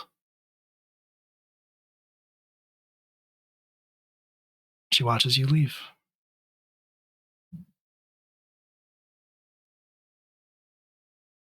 I think we're going to take a break. Great. We're going to take a quick 10-minute break. We'll be back and continue on with our little adventure here. Things are going great. Things are going really well. Things are going real good. Real good. Real good. Stick around. Don't go away. We will be right back. Been a week. Get over it. I mean, I didn't say that. I just said that I have given Max infinite opportunities for growth. And you keep being like, nah. Listen, I love a pathetic character. Mm-hmm. I know. I know this about you.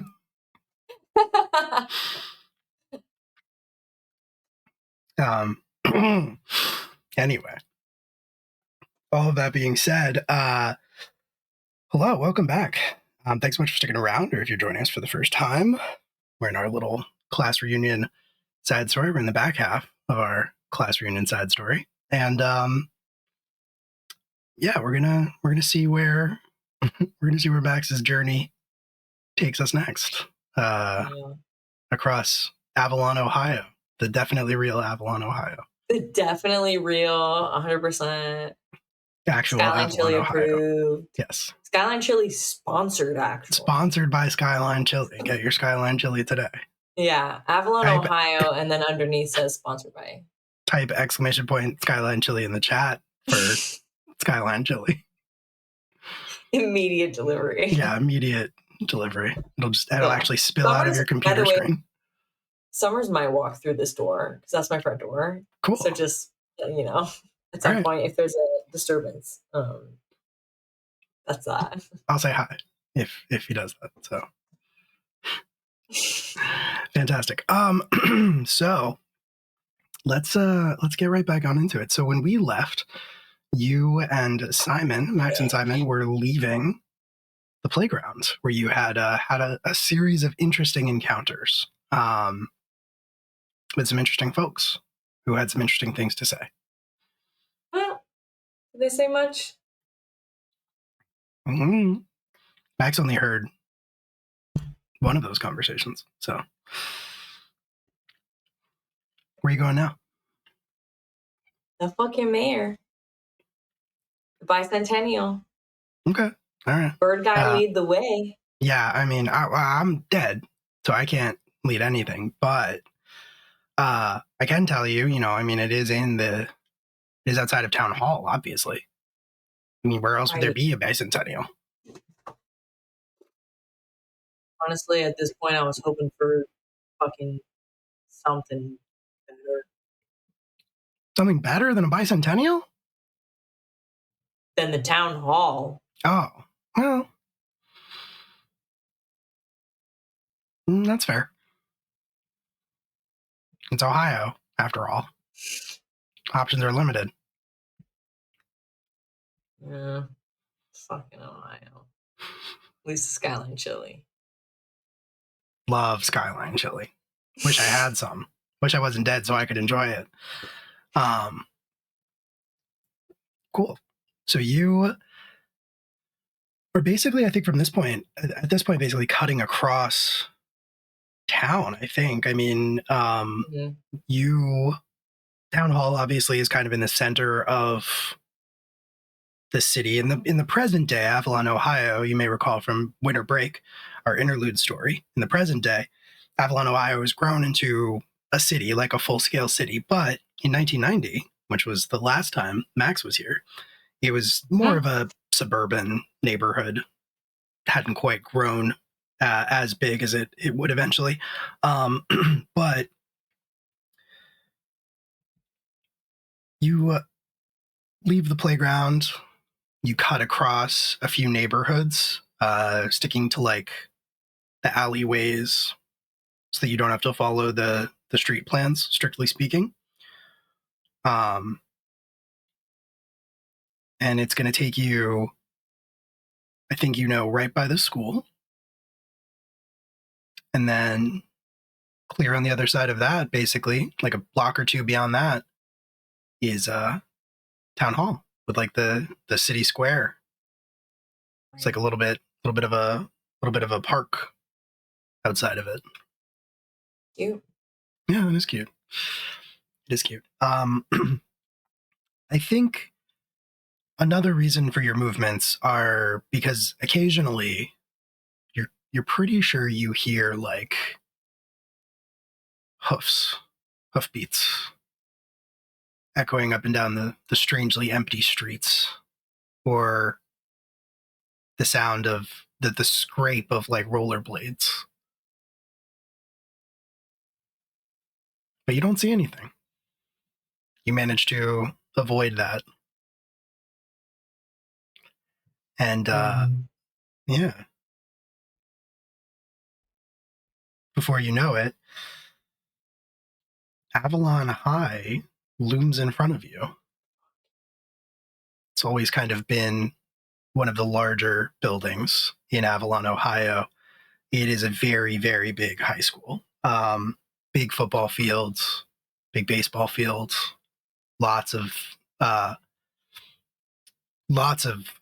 very active and vibrant sports programs. Not a lot else going on in Avalon. Yeah, and yet they made the wrestling team share the gym. Yeah, they sure did. They sure did. Yeah, maybe if someone else had been on the wrestling team, it was just one person. Yo, listen. That's why I was number one. Mm-hmm, yeah, you were the best in the school. The best in the school. Here we go. Yep. Yeah. Where? Hold on. Huh? There's a second key. Hold on. Yeah, second key. Yeah. Hey. Oh, that's ominous. That's terrifying. Actually, I didn't care for that. Oh, there you go. No. The man, the myth, the legend. He's unpacking some merch. Nice. He's trying to be respectful and quiet. He doesn't know everyone's watching him. He's doing his best. He's being so quiet. Tell him that we all say hi. Yeah. Oh well. I mean, he'll be there. Yeah. Let him do his thing. Fantastic. So,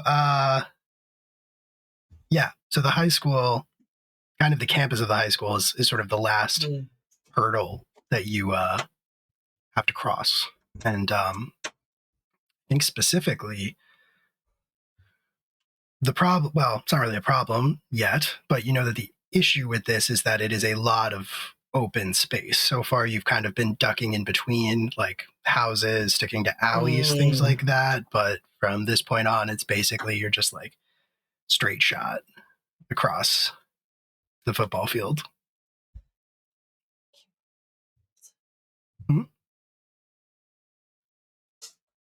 Okay. Here's the thing. You gotta get to town hall or whatever. This is gonna be the most open spot.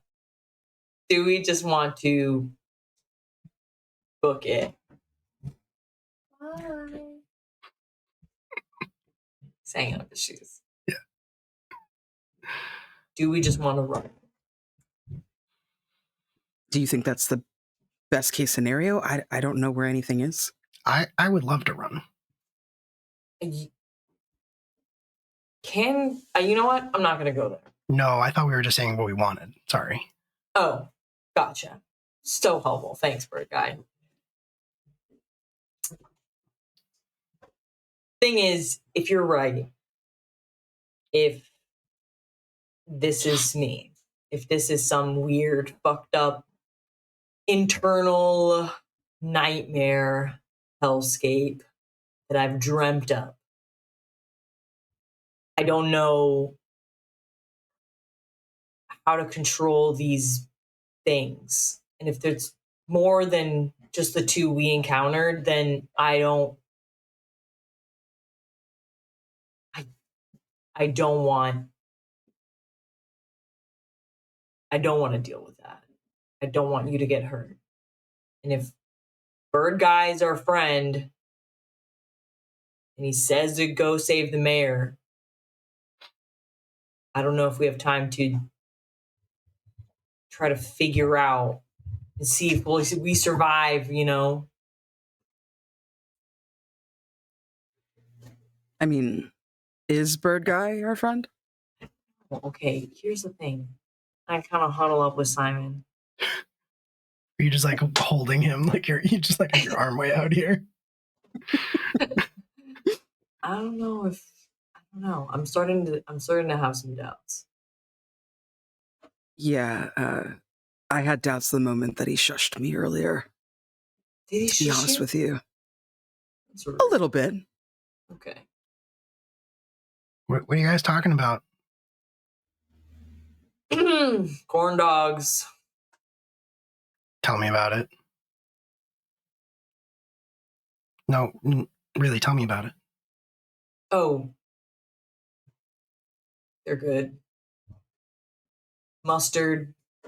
Honey mustard? Bird Guy, I have a question for you. Yeah, I love questions.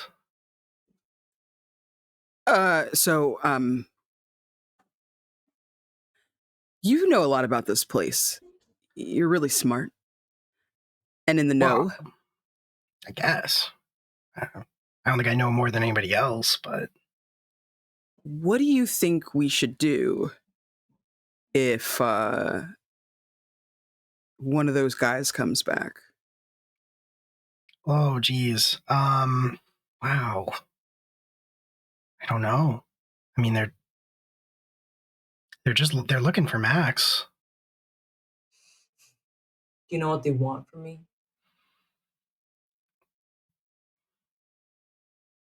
No? I don't know if they want anything. Maybe that's what scares you, though.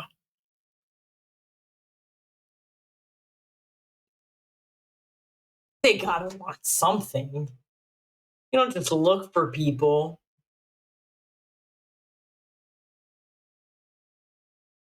Can I roll to assess reality? Yeah, please do. I'd love to give out more experience. Wow. Okay. Shots fired.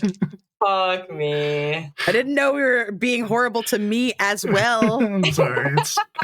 It's a habit, you know, like I get in here into the video ninja room and there's the class reading overlay and I go into autopilot.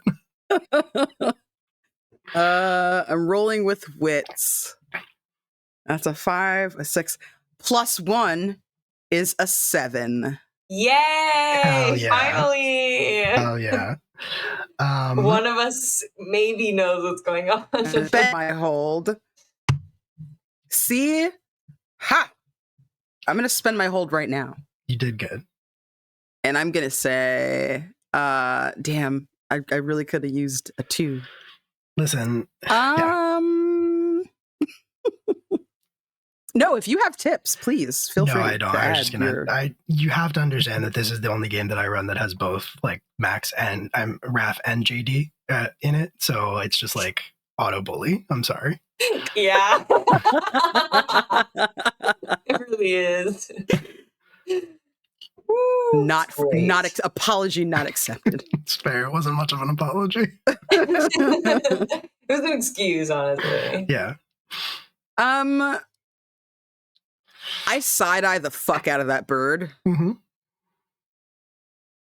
And I just like sigh. And I'm going to ask, what's our best route instead of trying to deal with the fucking bird at this moment so that we can get somewhere safe to actually have a real conversation. I think that makes sense. I think in that moment, I think you kind of have you're getting a sense of the sort of the meta of this world, right?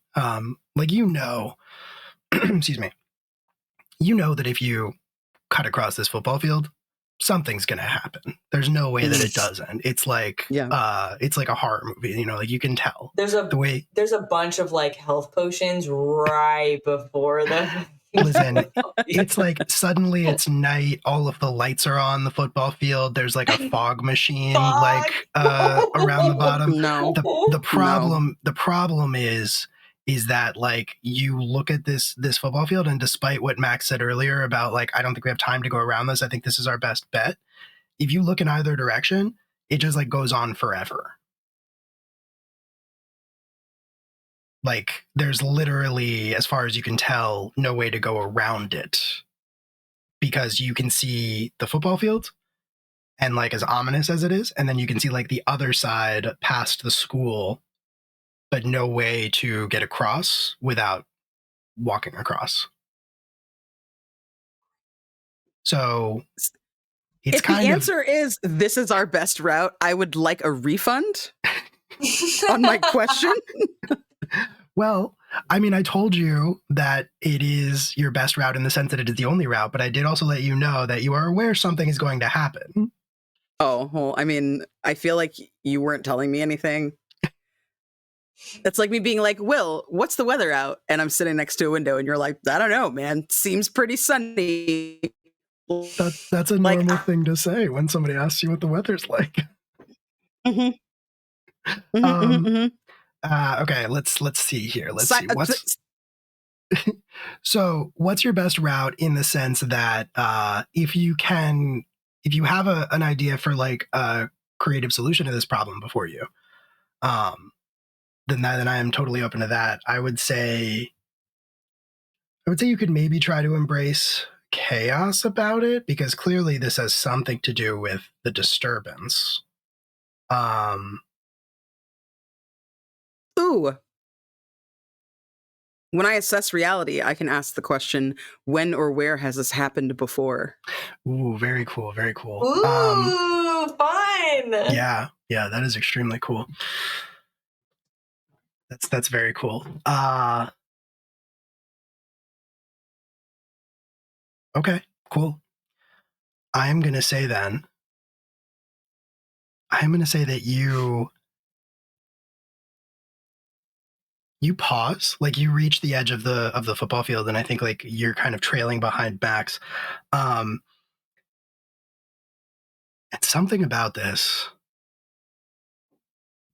you've assessed reality, and something about this feels so familiar to you. And you realize in that moment, this is not the first time you've done this. This isn't the first time the two of you have done this exact thing of trying to get to town hall and save the mayor. It's not the third time. It's not the fourth time. You don't know how many times you've done this. You just know you've never succeeded. And I think you know, in that moment, one of two things is going to happen when you cross this football field. Either a completely normal person is going to try to talk to Max, or a horrific undead bird monster is going to drop from the sky and try to kill you. You've seen both of those happen on different times.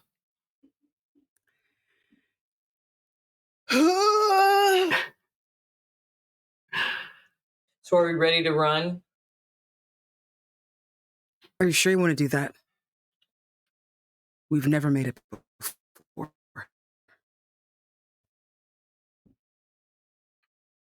Before.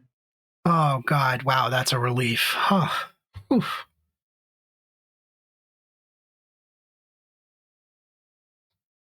Guy, I thought you wanted to go see the mayor. Yeah, no, I thought, I'm glad you remember. It's always awkward trying to get us to the end point without being able to, talk about the other times. What other times?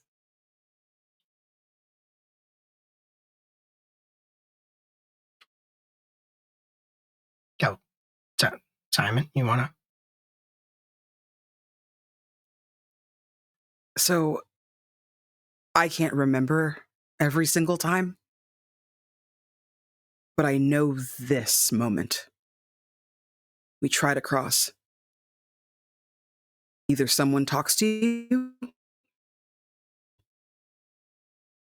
regular person, and for some reason it doesn't work out, or a giant zombie crow raven thing falls from the sky and just absolutely wrecks us. Great. Well, one of those sounds okay. It does, but also, if it's okay, why don't we ever make it to the mayor? Sometimes we do.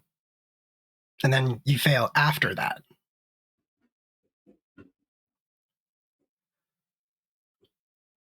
This is your world, Max. I'm going to leave it to you. What do you want to do? Do we have to save the mayor? Who's the fucking mayor? You gotta save I the don't know. mayor. Come on. I don't know, man. This is your fucking world. You live here.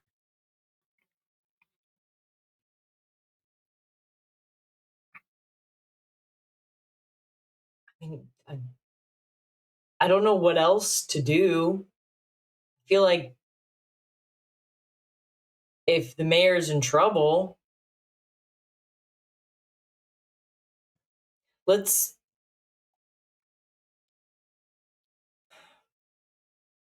It's either a giant bird or some normal person, right? Okay.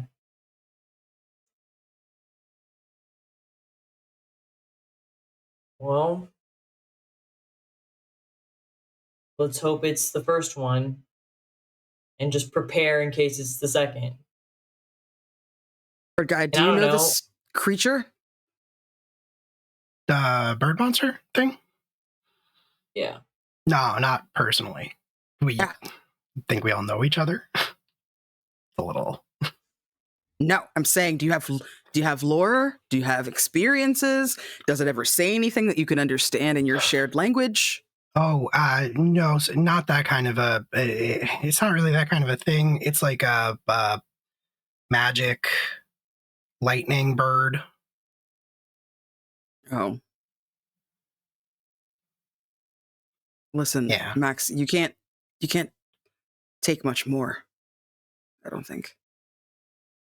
And what? We just give up here? We just sit? Maybe you can imagine a better monster? Or no monster?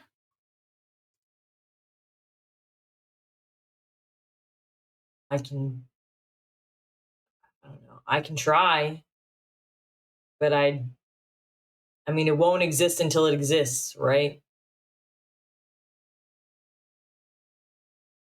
The good news is, Yeah, if you I fail, guess not. then just try again. Not helpful. Bird guy, not helpful. Are you always here, bird guy? Oh yeah, old bird guy's always here.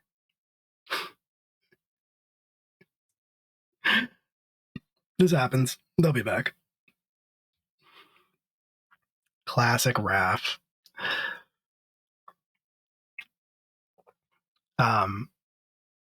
Honestly, the timing is always amazing, and also it's just incredible that it followed them to the UK, where I believe, if I'm not mistaken, you were on a different computer and different internet.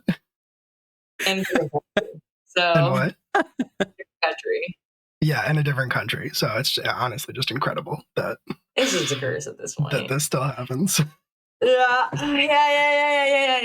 It's fine. Yeah, old bird guy's always here. Great. Got something to look forward to then. Okay.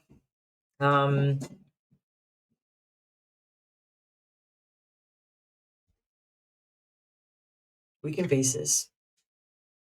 We can do this together.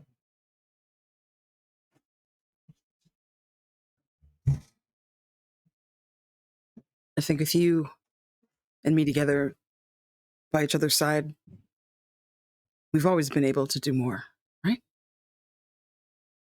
Yeah. We've done everything.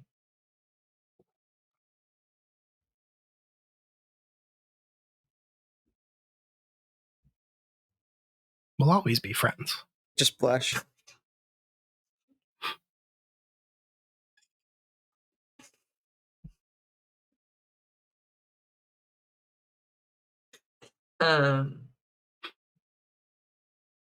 Yep. All right. Let's hope it's a person.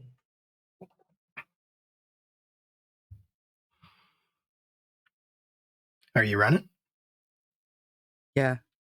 Okay. I think Max is just gonna walk. Okay. Cool. All right. So you both to the middle of the field. Yeah. You both step out and you start walking to the middle of the field. And as you do, you take more steps, put one foot in front of the other. That like fog machine fog that's like kind of around your feet starts to pick up, starts to get thicker. Every step you take until it's hard for you to even see like 5 feet in front of your face. And you can see each other, I think. This is when the normal guy comes up? This always happens. It's hard to say. Yeah, I mean, the only real way to know for sure. And then before Bird Guy can finish that thought, you hear a voice yell, "Heads up!" And a football hits you like dead in the chest, and then just like falls to the ground. Fucking football players. I mean, you were supposed to catch it. And then a figure materializes out of the fog in front of you. You've seen monstrous representations of all of your friends from Avalon, Ohio.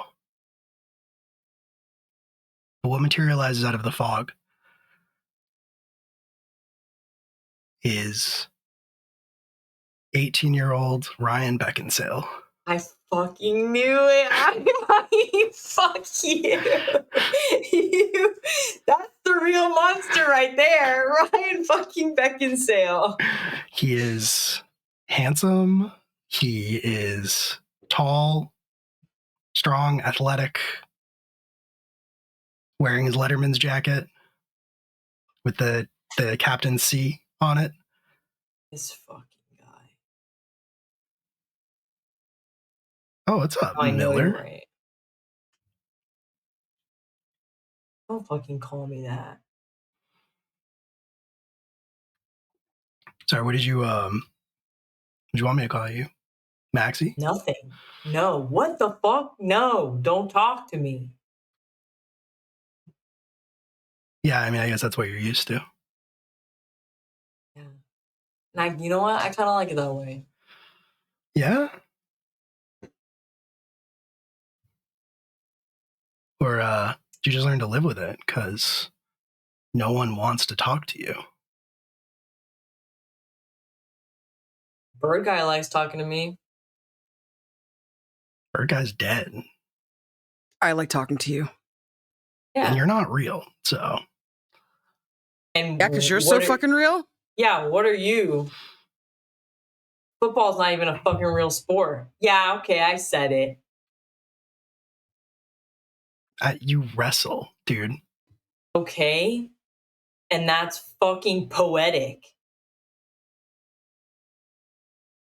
Hmm.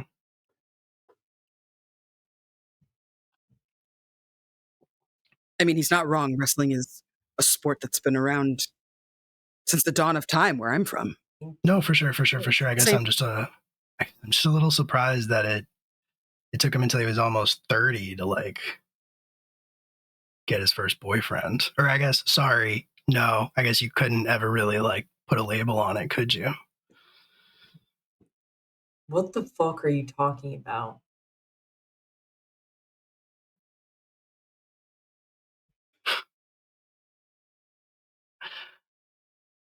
I don't know. You're just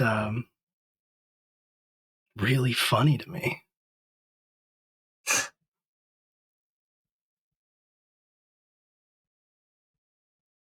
Because this is what you always thought that I thought about you, right? This is what you always thought was like going on in my head anytime we talked, anytime I said anything nice to you or tried to be your friend. Turns out you were right, by the way. Yeah, I'm not surprised.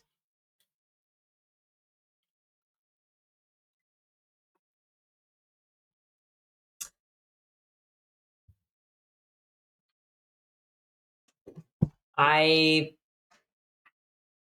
shoved the football in his chest.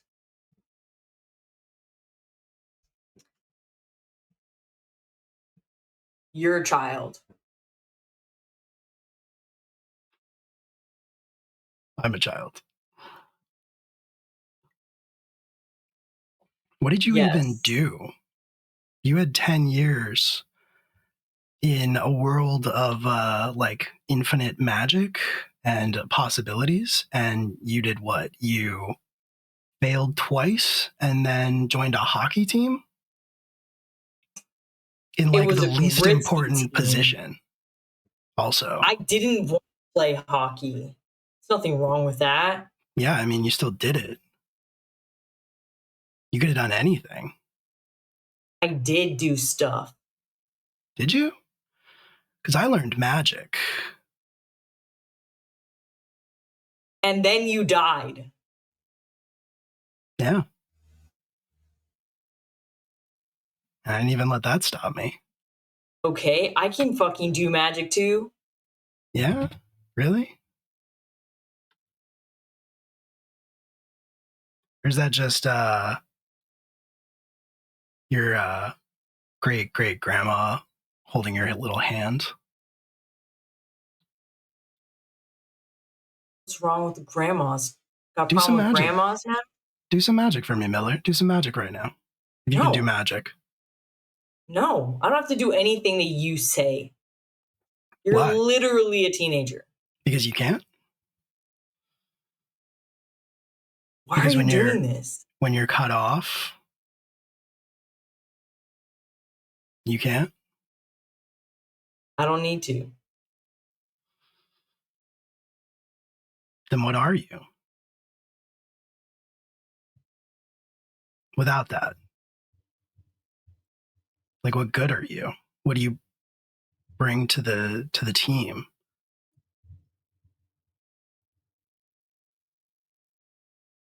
Like you hit things, Wayne hits things, and Wayne does magic. Kelly does magic. Kelly can heal people. Fuck, even Hunter can do magic. Wow. I guess like everything that made you special, you got from the Morrigan. Your axe, your powers. Take that away. You're still just a dumb teenager punching holes in your wall. You feel a hand on your forearm, Max, and a voice in your ear. I get what he's saying, and he's trying to fuck with you. But can I ask you something? Mm-hmm. He wants to know who you would be without all of those things. But isn't it a better question to ask? Who would someone else be with those things compared to who you are? I'm not here because of the Morgan. Your friends didn't stick around because of the Morgan. No, that's true. That's true. That is actually true. You're here. You're here because and he points to Max, his ex-boyfriend put you in his brain to tempt him into selling his soul to like whatever, I don't know, eldritch horror thing you work for. Wouldn't do that. I love him. Okay.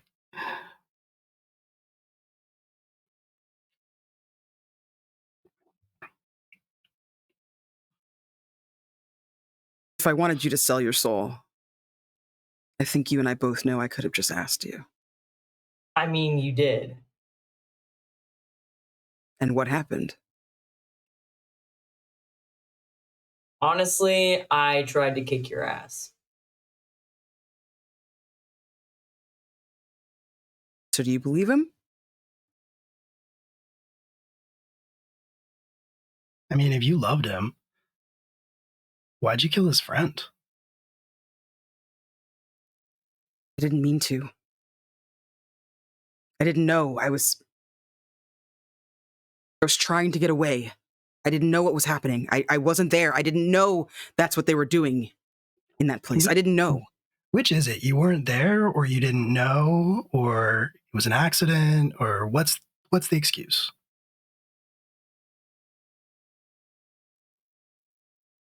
There's no excuse. Max, I should have known. I didn't, and I'm sorry. I failed at doing better. That doesn't mean you have to.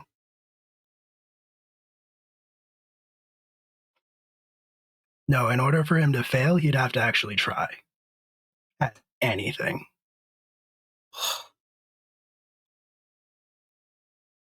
Are you gonna punch this guy? He fucking sucks. Yeah, he sucks. I'm not gonna punch him. It's what you're good at. It's the only thing you're good at. Mm. So you're saying I'm strong? Yeah, Max. You're strong.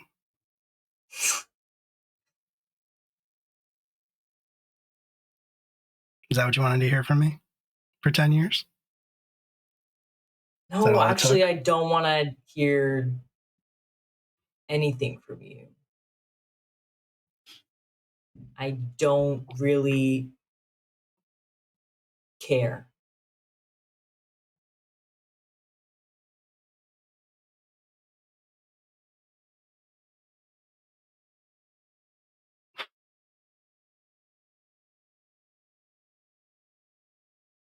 You care so much. You think that makes you strong? You think saying I don't care makes you strong? Because everyone can see it. Just makes people feel sorry for you. That you can't even admit it.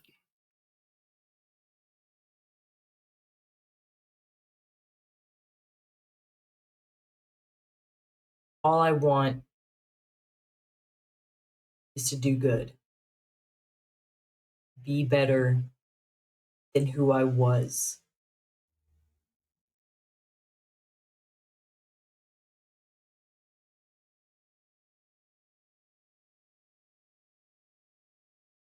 Caring a bad thing?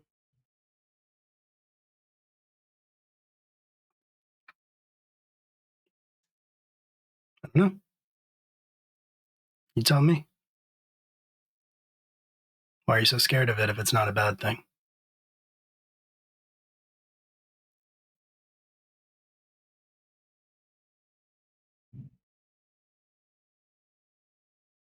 I don't want to disappoint.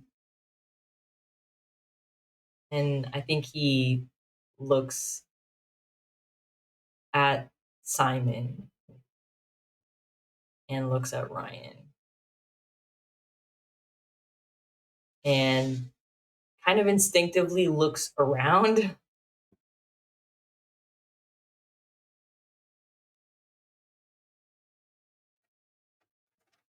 I don't want to disappoint anyone.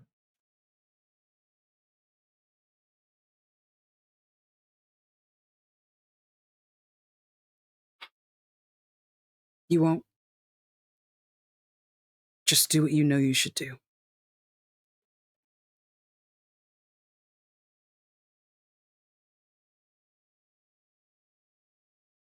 I think that's the thing. I don't know what I should do. And that's fucking scary.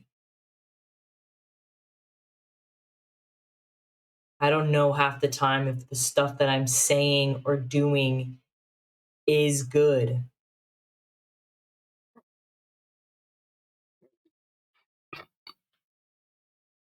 And I guess I say I don't care. It's just easier that way. Because if I don't care, and if you are disappointed, then it doesn't hurt me. It doesn't change your perception of me either. We're no better off, and we're no worse off.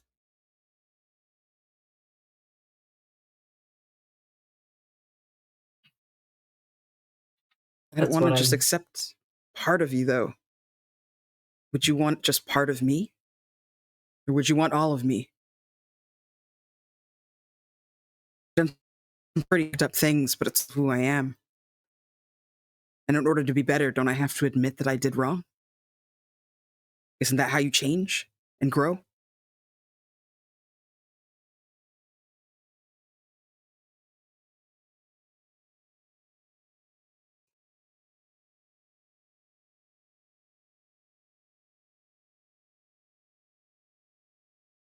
suppose.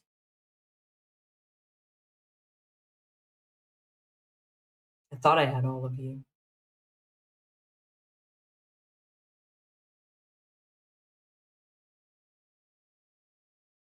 That was my fault.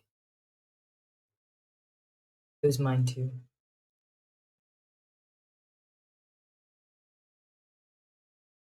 When you get I out of was here, hiding just as much then as I was now.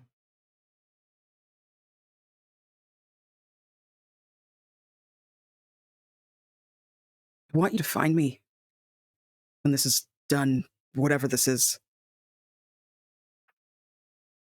I didn't get to say goodbye. I didn't get to say anything. I ran. Yeah, you kind of acted like a dick. I'm not gonna lie. Yeah, I do that. I didn't want to see the look on your fucking face. Disappointment. Sometimes it feels like I fuck up when I'm not even trying. Now I'm here with you, and I realize it's pretty fucking stupid to assume that you don't feel the exact same way.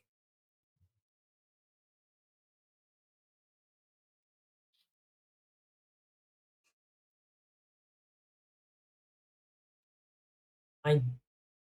The thing is, Simon, and I know that. I guess you're my brain, Simon. But if there is a part of you that can reach him, the truth is, I am really fucking disappointed. But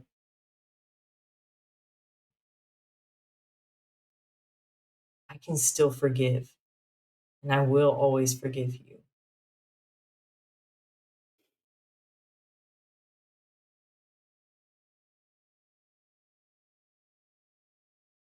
I know I'm not really him, but something inside me tells me that we're ready to deserve it.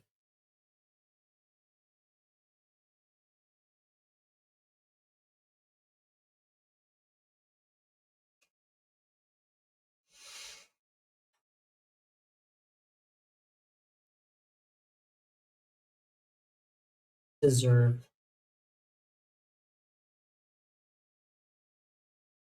I don't think that's the right word.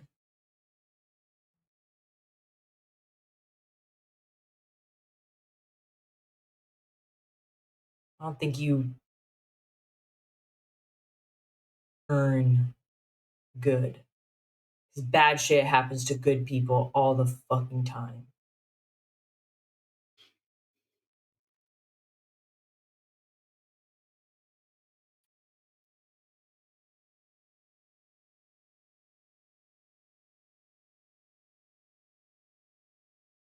Maybe we can just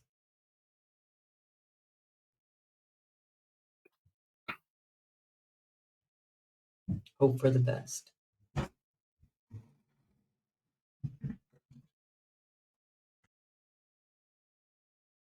Hope changes everything.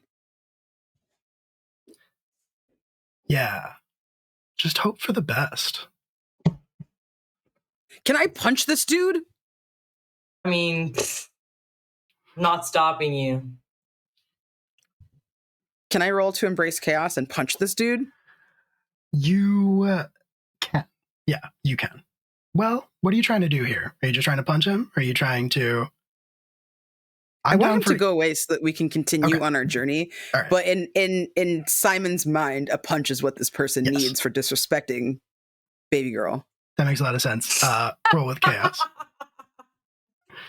Max is a sweet baby girl He's and so doesn't deserve this right now. That. He is baby girl. Like, doesn't deserve it. Getting kind of sick. Okay. That's fucking Ryan for you. That is a 10. Hell yeah. All right. You get to choose 2. I do not get to choose 1. Thank God.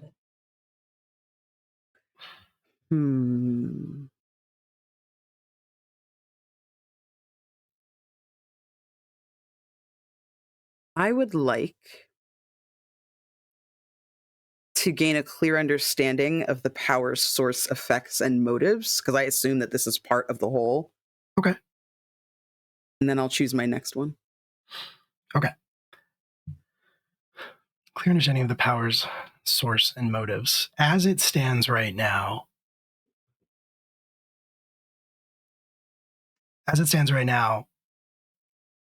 all of Max's other friends are heroes.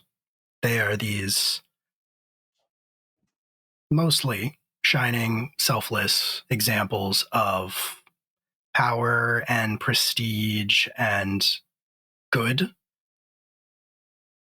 And so in this situation, Max's mind has conceptualized them as monsters.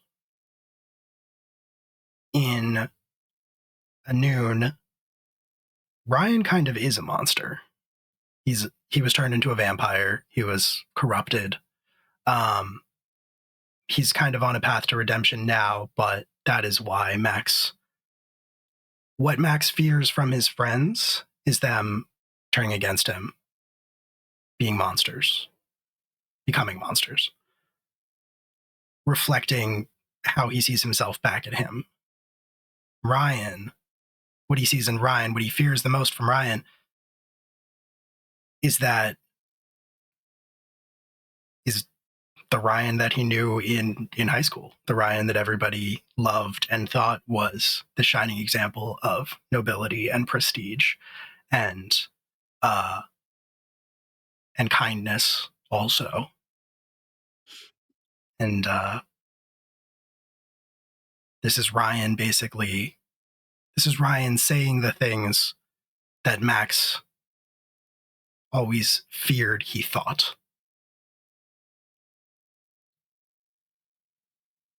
Okay. So unlike a monstrous version trying to rip him to shreds, this is just a regular person being mean to him. So then I think I want to quell this power's effect. But I feel like the way that Simon would want to do that is by asking Max, hey, you're here with me, and we have shit to do.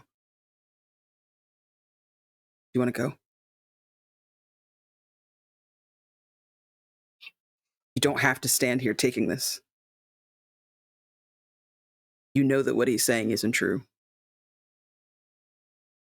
Is that enough?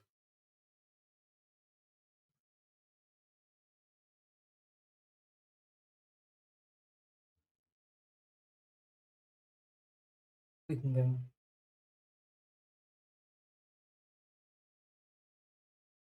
It's a start.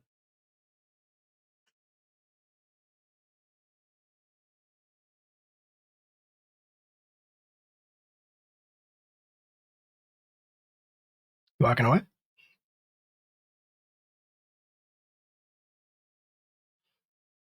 Okay. You quelled the power's effect. You punched Ryan in the face. He dropped kind of like a sack of potatoes down to like, his knees, his hands and knees on the ground. And he's just sort of like rubbing at his jaw. And as you start to walk away, he calls after you. He says, Max,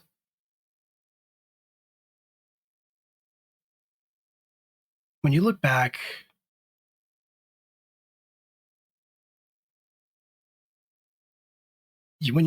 it's a different Ryan.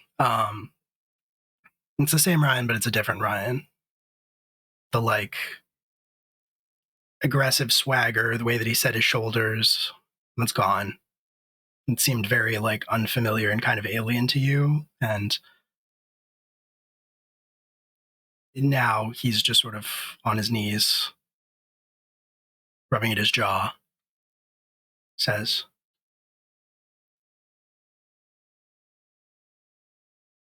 you remember we both tried out for the football team same day? What about it? You remember why you got cut?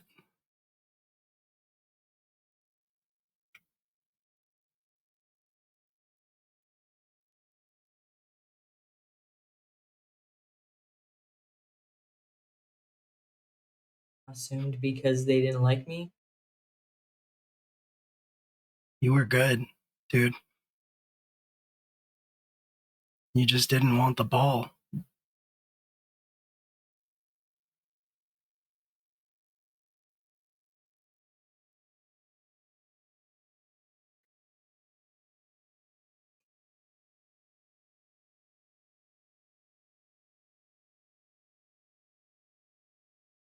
I get your point.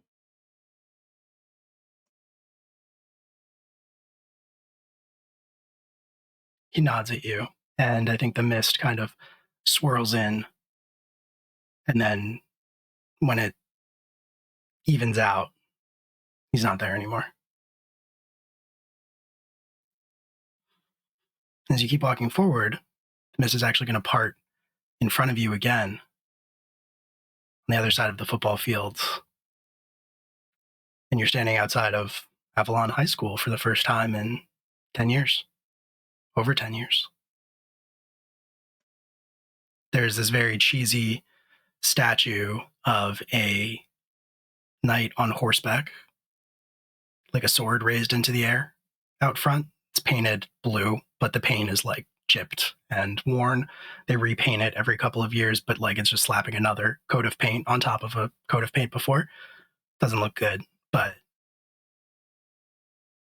yeah, there's banners hanging on the school, the blue and white colors of the Blue Knights.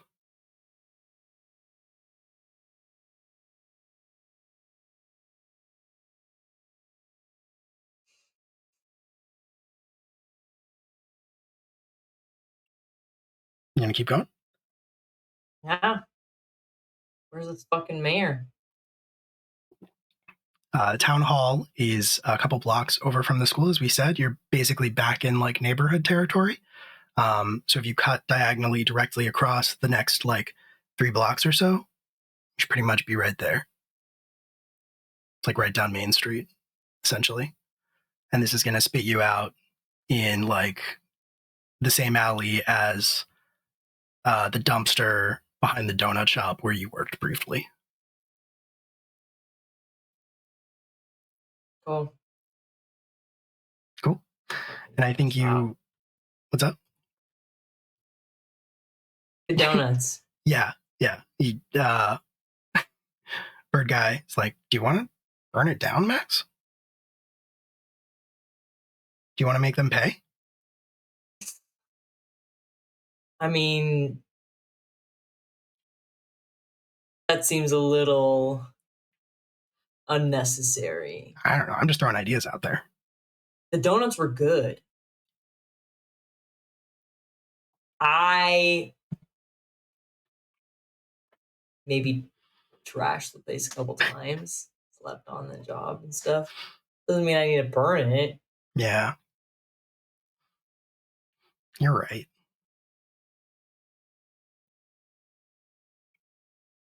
What's your deal, bird guy? What do you mean? All right, take us to the fucking mayor.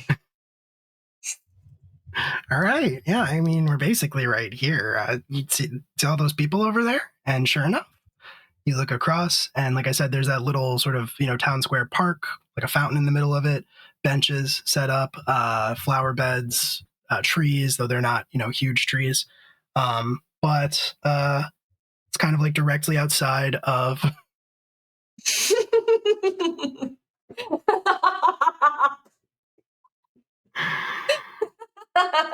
you know? Bird guy's wearing a baseball cap. Mm. And a flannel. Does that make bird guy Will or the Dagda? I don't Think like about that. No, I think I won't. I think I'll avoid that. Okay. All right. Also, Let's table Max that. is wearing a flannel. Just putting that out there.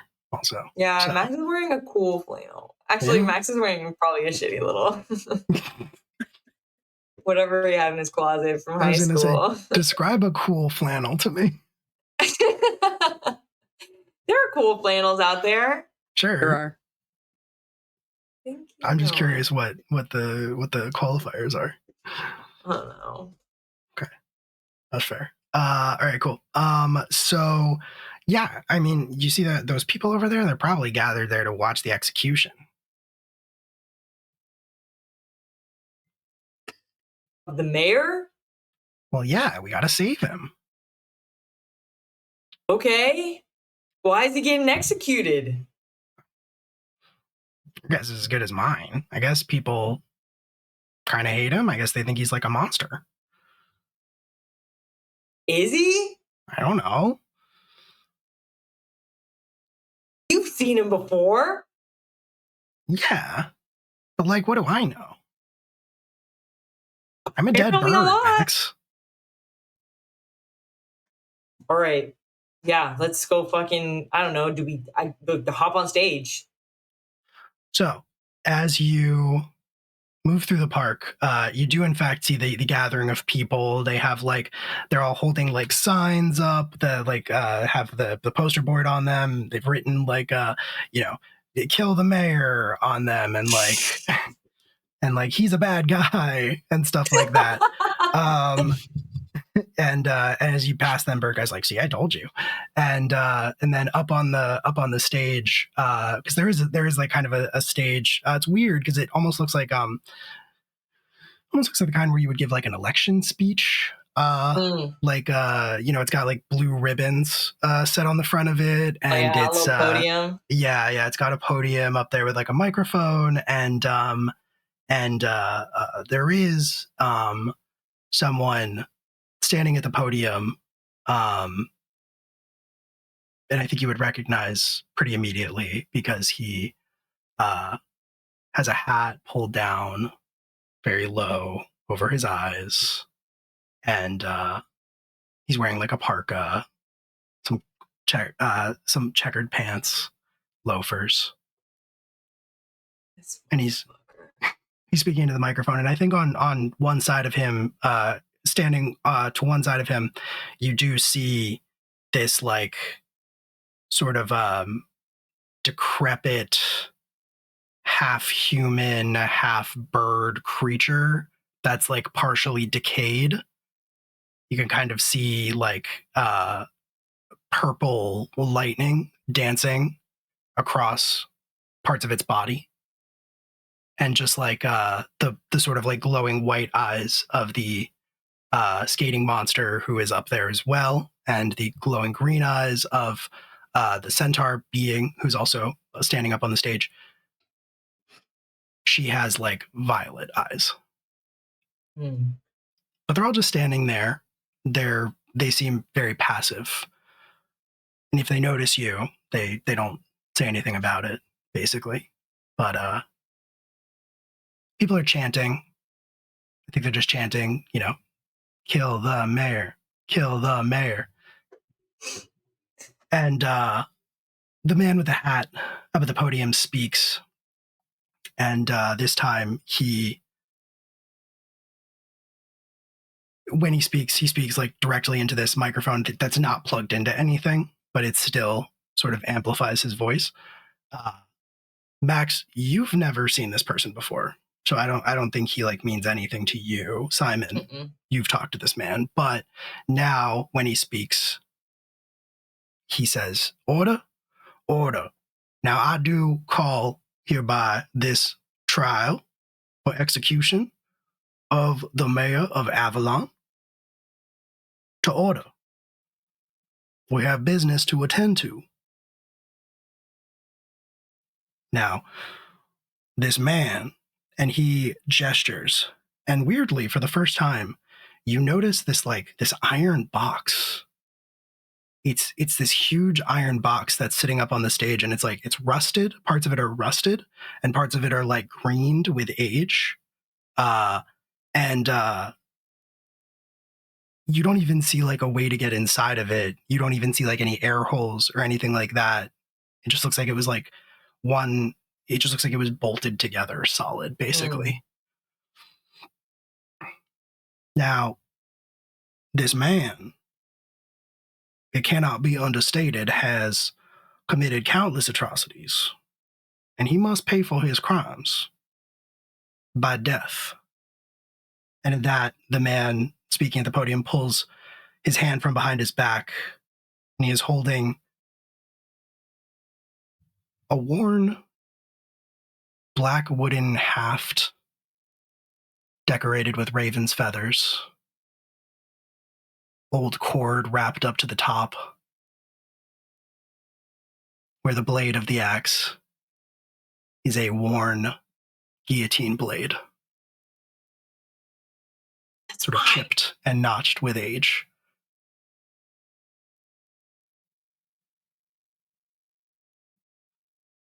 What are his crimes? And she yelled from the crowd. And the man with the hat's pulled down too low for you to see his eyes, but he turns his head like he's looking out across the crowd and says, "Who said that?" I did. Now, are you suggesting, young man, that the mayor deserves to live? And there are immediate boos from everyone around you. I just want to know what he did. Well, now, why does that matter? Why do you care so much? Because you're about to kill someone. You're sentencing them? Like, Of course. And you've never killed anyone in your life. no, I've killed loads of people. Well,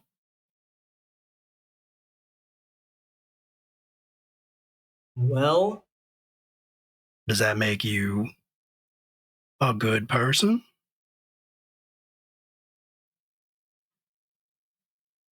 Probably not. I don't know. Unhelpfully, the crowd yells, "No, it doesn't. You're a bad person." I was just doing what I needed to do. I don't know. This person could be innocent. Well, fine then.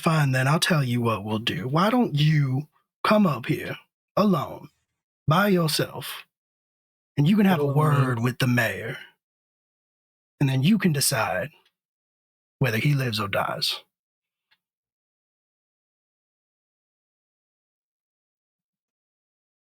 Okay. Sounds easy enough. Right? Turn into Simon? Yeah, it sounds good to me. I was not fucking In this theory, guy. I feel like it's a trick, but maybe not. This whole fucking place is a trick. Just do But your best. yeah, if it is, if I have any sort of control here, we'll see. And I think Max will reach out and just like squeeze Simon's hand and then get on stage. What are you doing with Bird Guy? What do you mean? What am I doing with Bird Guy? I mean, he said come up alone. What are you doing with Bird Guy? You bringing Bird Guy with you? Bird Guy, stay with Simon, I guess. I can't. I'm a dead bird. Okay. Oh, am I carrying him? Yeah, I think I've been imagining that he's just in your hand this entire time. Yeah, okay. Yeah, Simon. I'll take good care of him. I mean, Thanks, bud. I put in the pocket of my Mhm. cardigan. cool. Hell yeah. It's kind of cozy in here. I don't hate it. All right, I jump on stage. Okay, you jump on stage. You get more you get more boos from the crowd. And I think as you walk past the monstrous versions of Kelly, Wayne, and Hunter, they just sort of loom over you, growl. They make various noises, kind of menacingly. And the man in the hat stands. He walks over to stand next to that iron box, and says, "All right, go right on in."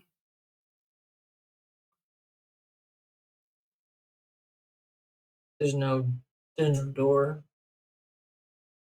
And he laughs, just kind of a dark chuckle, and then puts one hand on your back and shoves you forward. And it's dark where you end up, and hot and oppressive, in much the same way you imagine it might feel inside of an iron box. Hello? You realize, I think, in that moment that you were wrong in your initial assessment. You thought that there were no openings or air holes of any kind, but there is, in fact, one hole cut into the top of the box. Not big enough for anything to pass through, but it does shed a little light down. And Simon, from your pocket, Bird Guy says, "Simon, before when you said we never got this far?" Yeah? We actually never got this far. Okay, so what now?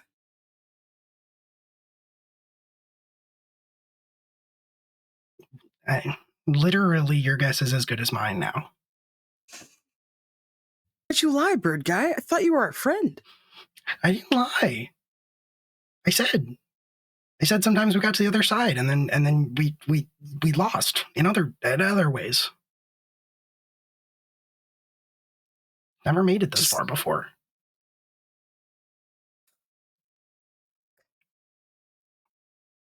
I hope we don't lose now. Max, inside this box, you see movement from the other side, outside of the ring cast by the light, so you can't really see anything about the person there, but you see somebody moving around, and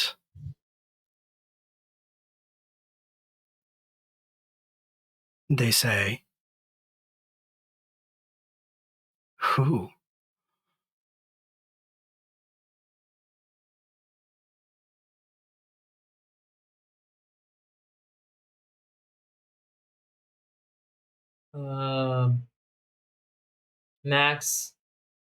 Max Miller.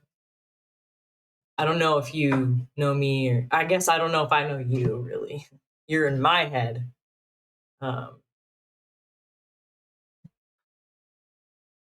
I know You're the you. mayor?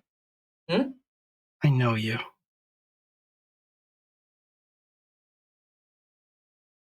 I know exactly why you're here. Why do you think I'm here? You see a rush of motion from the other side as they charge you. But they don't punch you or stab you or attack you with a weapon of any kind. They just shove you so hard that your back hits the wall. And they're basically standing dead center in that pool of light so you can see them.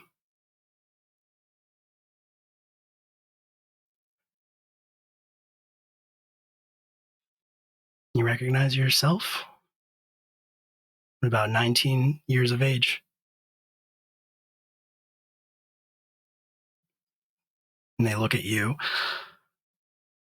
this angry, defiant look in their eyes. And they say, "Do it."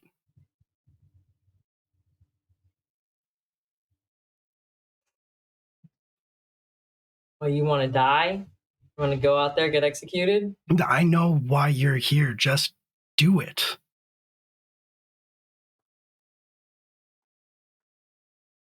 Just kill me. You've always hated me.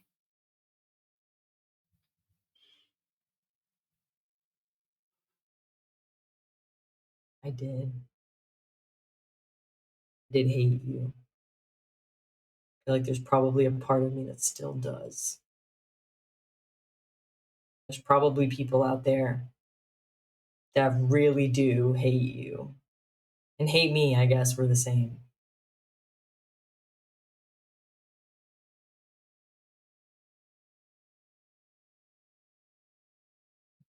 Uh,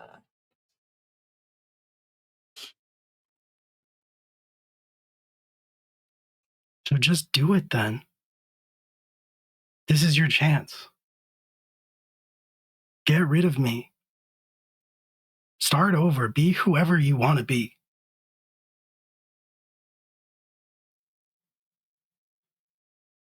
that sounds honestly ideal. To be able to forget, to throw away that part of you.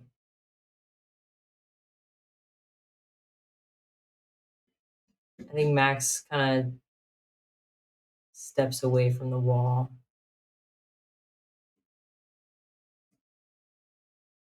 And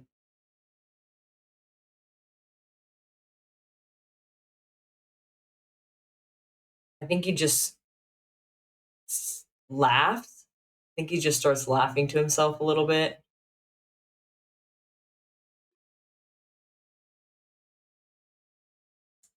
And says,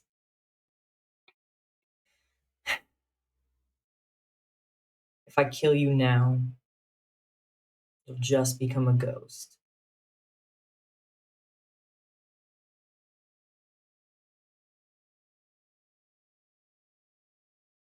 I don't want to be haunted. Also, being a ghost sounds shitty. I don't want that for you either. It's not funny. This is your fault. You made me like this.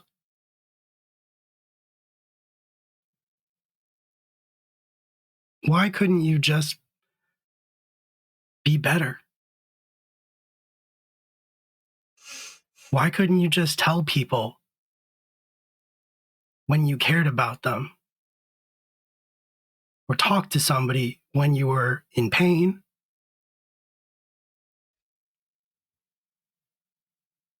Why did you have to take it out on me and everyone else?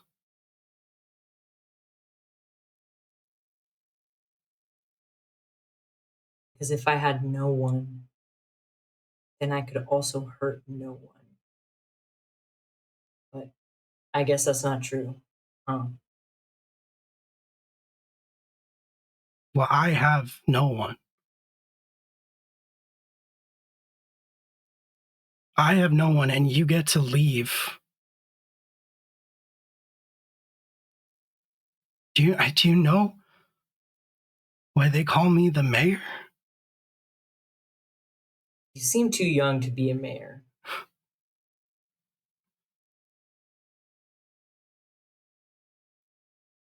Because I have to make all of the decisions about this place.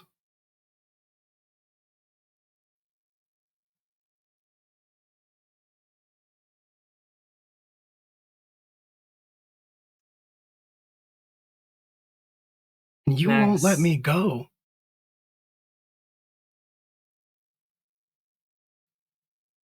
Max puts out a hand and puts it on his shoulders and says,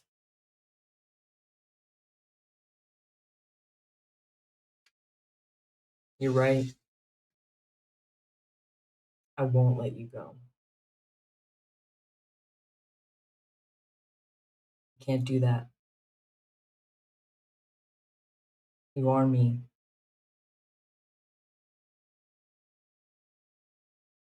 I can't promise it gets better. Because I'm here too.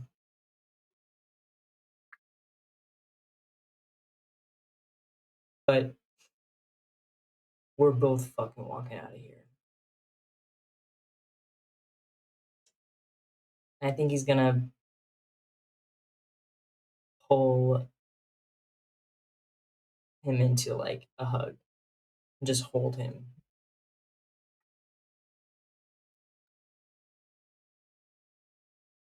I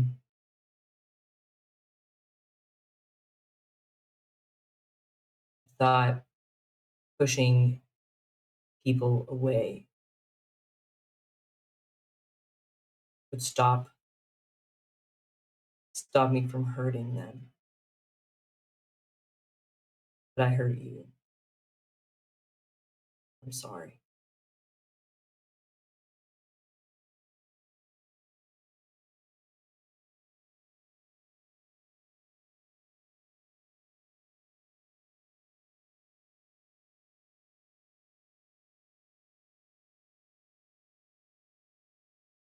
I think at first, as you probably would expect, he sort of fights against the hug, tries to push you away. Stronger than you. Yeah.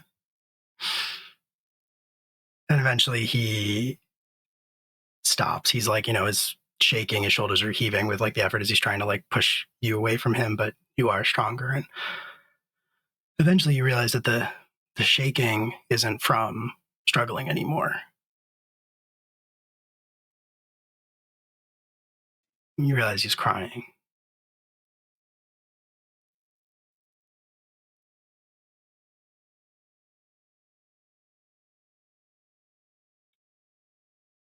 Yeah, it's not fair. You can't just ask me. You can't just ask me to trust you.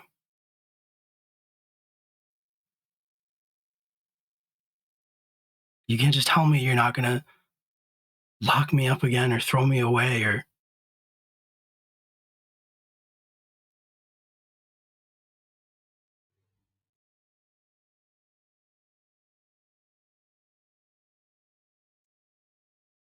I can't make promises that I won't hurt you again. but I can promise to not lock you up.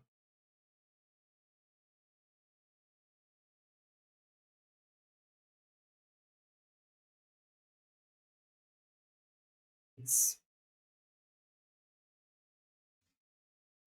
it's okay out there.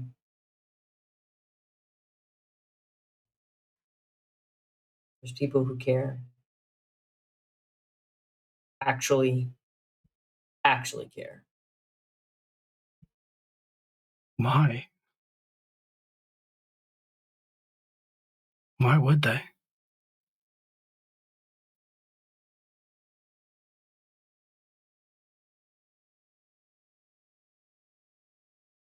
Because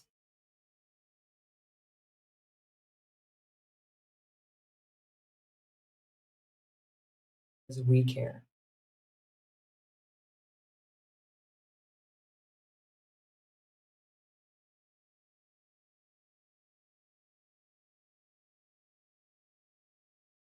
No. No, I don't know what this is. I don't know what you're doing, but I know you. I know that we don't deserve that. You want to tell me things are better out there, that people care about us. You can't even tell me why. So look me in the eyes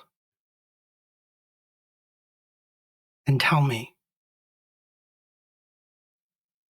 do we deserve that?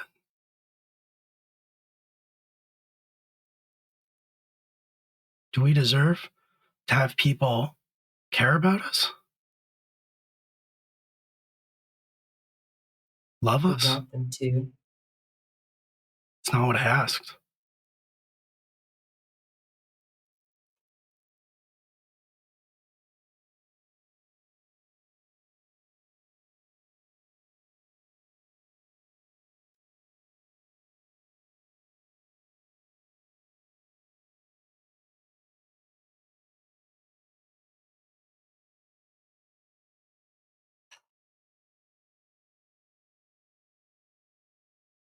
You, right now, you think deserving means we have to earn it.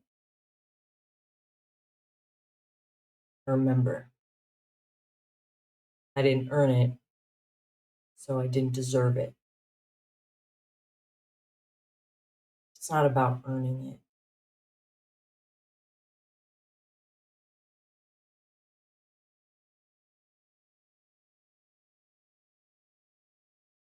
We already have it. We want it.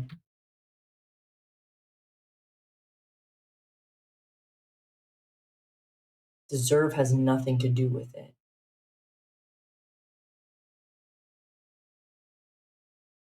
You can't take that away.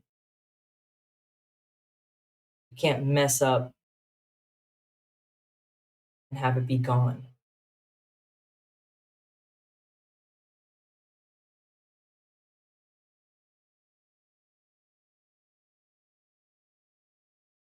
It doesn't matter if you think you deserve it. It's already there. So just take it. I know you want it because I want it.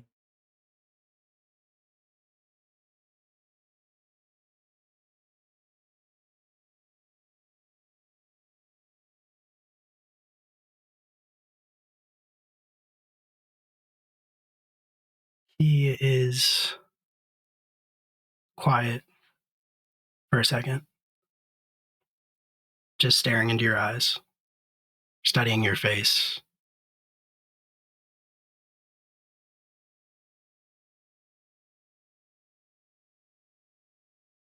The tears keep flowing, and finally he nods slowly. And he says,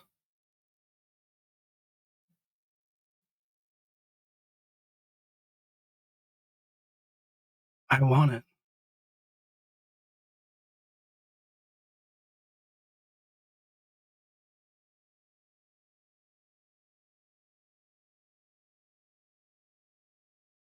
Let's go take it. Let's accept it.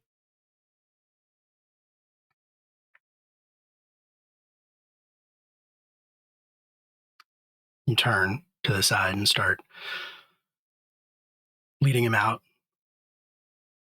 at least towards the wall of the box, and he stumbles, following after you, stumbles forward, takes a step back, looking around, sort of disoriented, his eyes not really focused on anything, not really seeing anything, and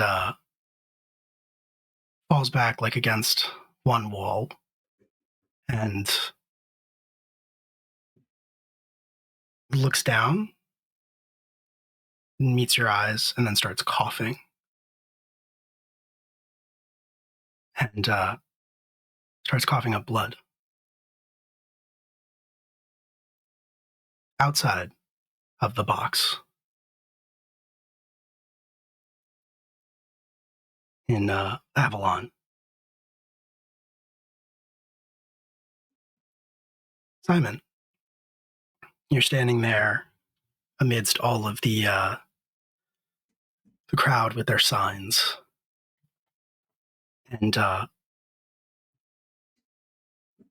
mid chant, mid boo, they also start coughing, all of them,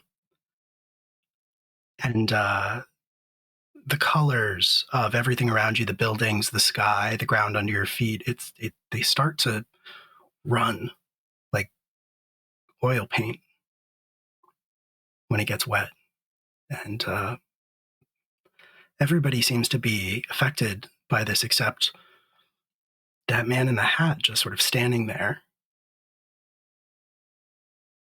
I think he is no longer on the podium. You look around and you see that he's no longer on the podium. He's standing in front of one of the flower beds. And he's just sort of looking down, admiring. We'll say that they're orchids. He seems fine.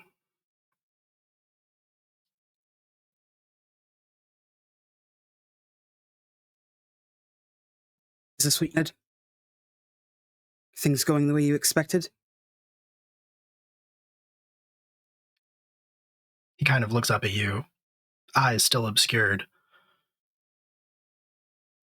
cocks his head to one side kind of quizzically, and says, "You say that like I had a plan." Didn't you? I told you that everything that happens here he's doing to himself. All of the monsters and the unkindness, the angry mob. That's all him. Oh, but he Why is are you- dying, though. What? He is dying, yeah. Yeah, he is going to die.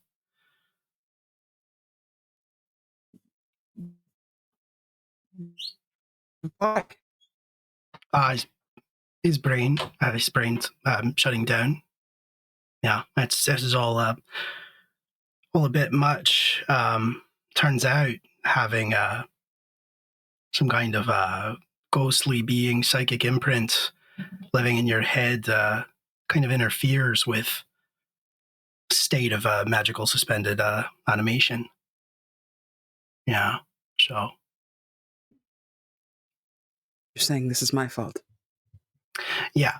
This is entirely your fault. Yeah, I didn't know you were in there, of course, when I did this to him. So I'll take responsibility for that part. But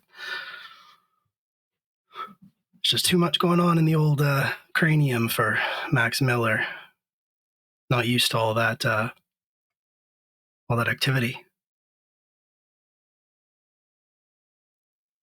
How do I know you're not lying to me? I can't lie. Yeah.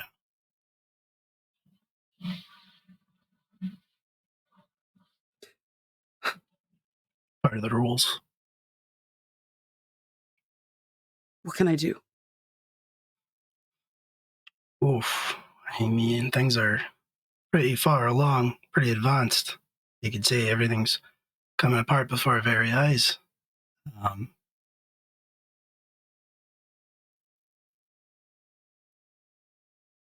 I'm not particularly inclined or interested in helping at all.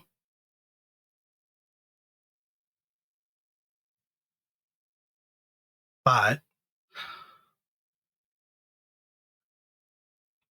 I guess you'd have to go.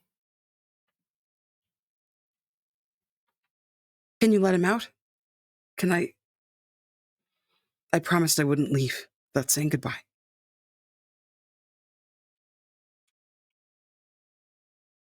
That's what you want. I'm sure that I could manage that, but none of my business. You think he's going to let you go?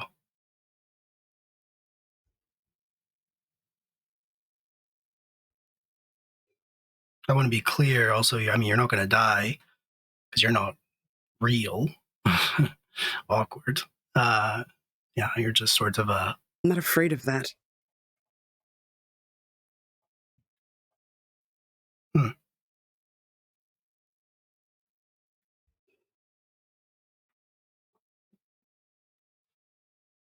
Well, if you're sure that's what you want. Just a moment. That's all I need.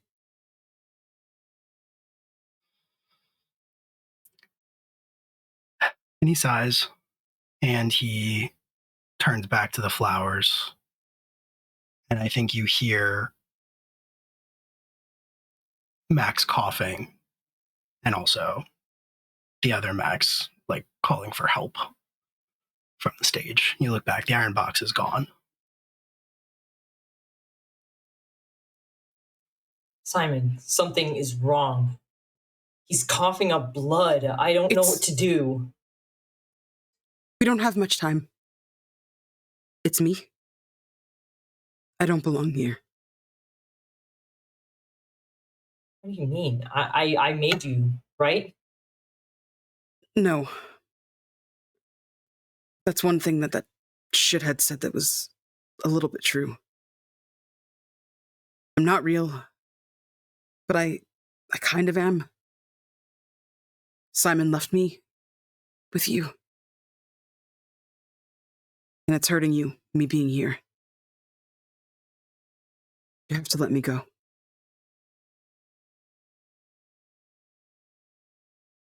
You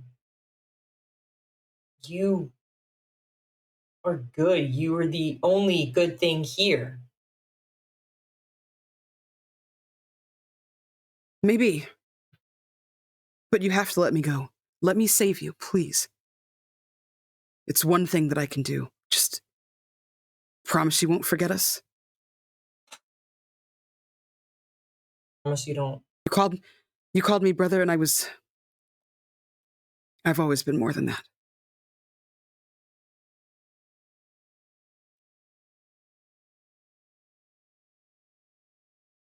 Max runs over and embraces Simon and says,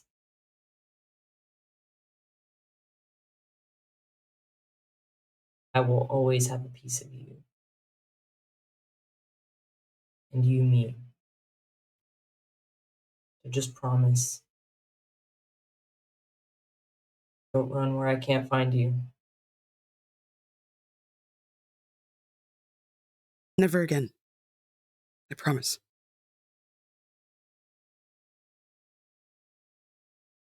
Things are different now. That doesn't mean they can't be okay.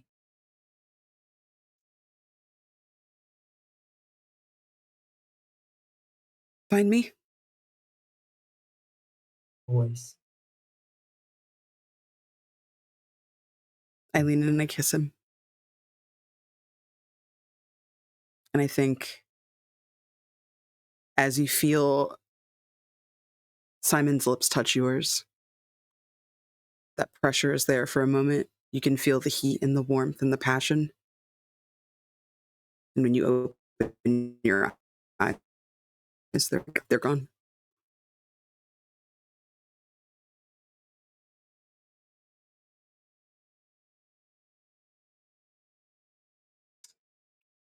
You, Max, you feel something moving in your hand. And, you wait to hear Bird Guy say something, to speak. But, there's no voice. There's no noise. When you look down at your hand and you open it, there's a little, almost translucent spider. Just sort of crouched in the palm of your hand.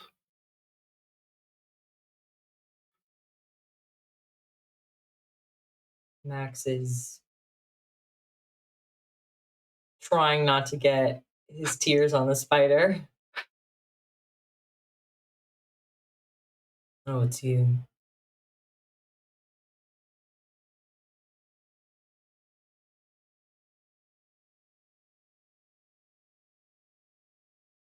Is it alive?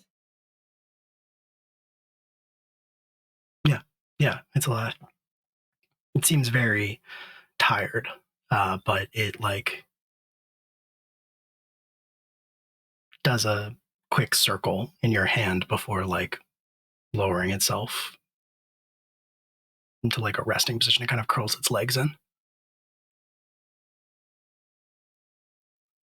He pulls it into his chest and just holds it. And I think just starts looking around amidst the tears.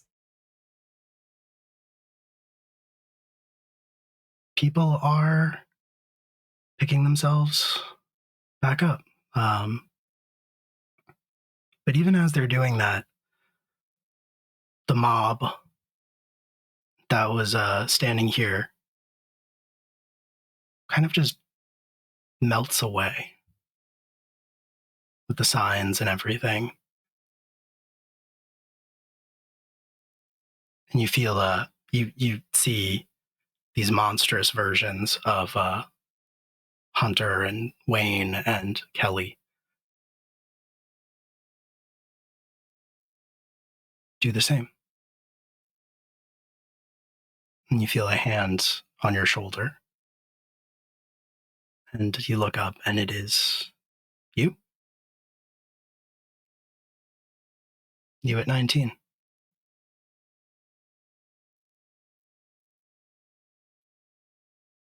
And he says, I'm sorry.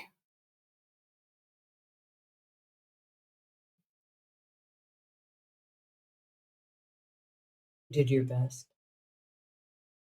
Now it's my turn.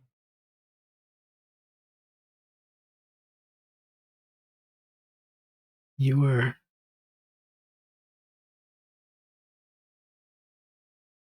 right.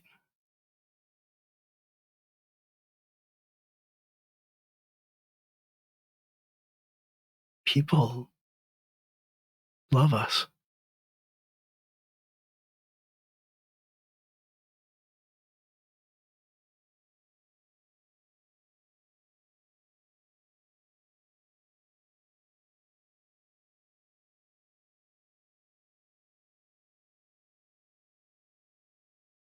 I think he pulls him in one last time.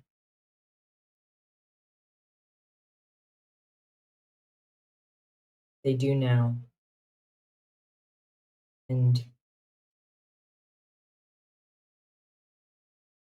he did then. You don't have much. But hopefully, when you look forward, and know that I love you.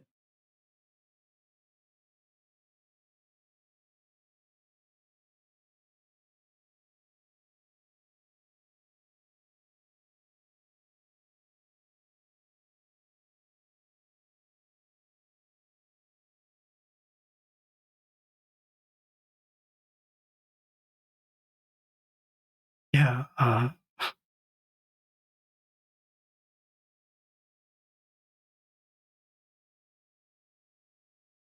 If you forget, I'll be there to remind you.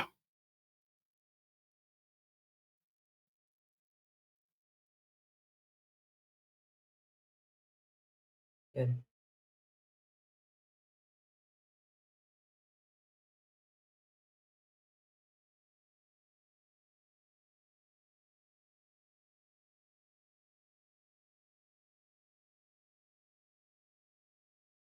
He looks down disbelievingly at his hands and he says,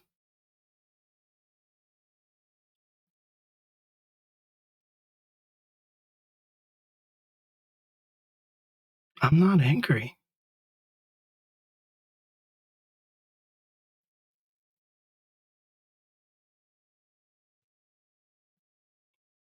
What are you?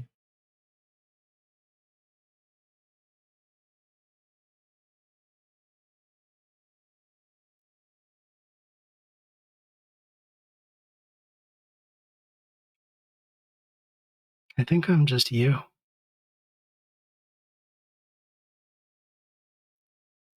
I'm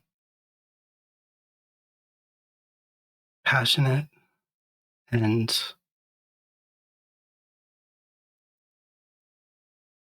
I care so much. And I want to help people.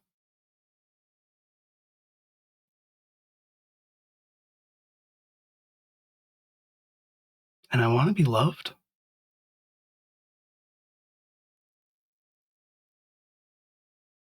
You are.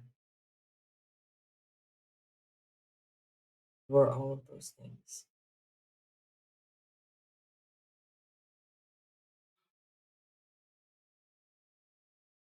So are you, Max. And I think as he says that, he puts one hand on your shoulder. And then, much like Simon, he is gone. Except, unlike Simon, you still feel all of those things inside of you.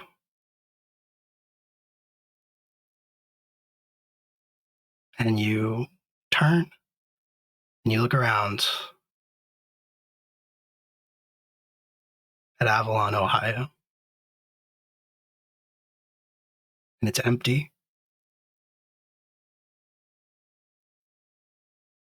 But the sun is shining. And it is full of possibilities.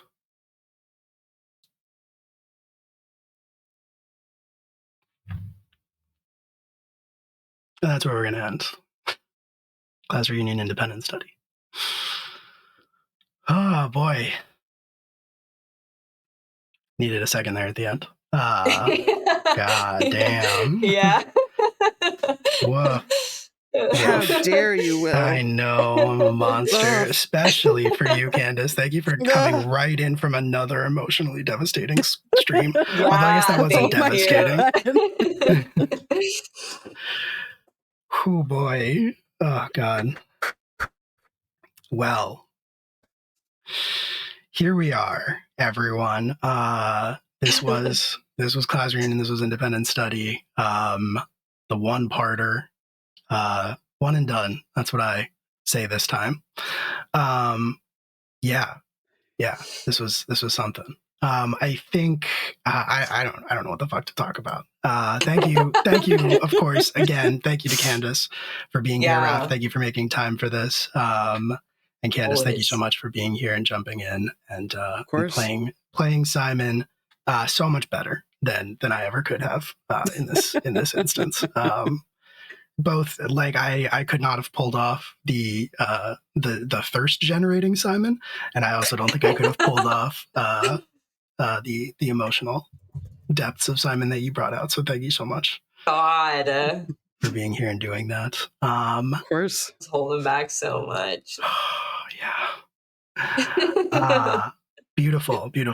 And yeah, so Raph will be back with class reunion after March, and Max will be back, and now you know what Max has been up to in the meantime, and what almost happened to Max in the meantime, but disaster was averted. Good work, everybody. So we'll go around. We'll do our quick introductions. Only 3 of us. What's up, Raph?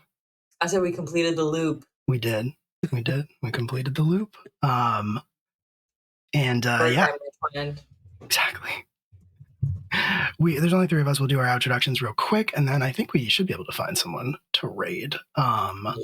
So yeah, let's Raph, if you don't mind going first.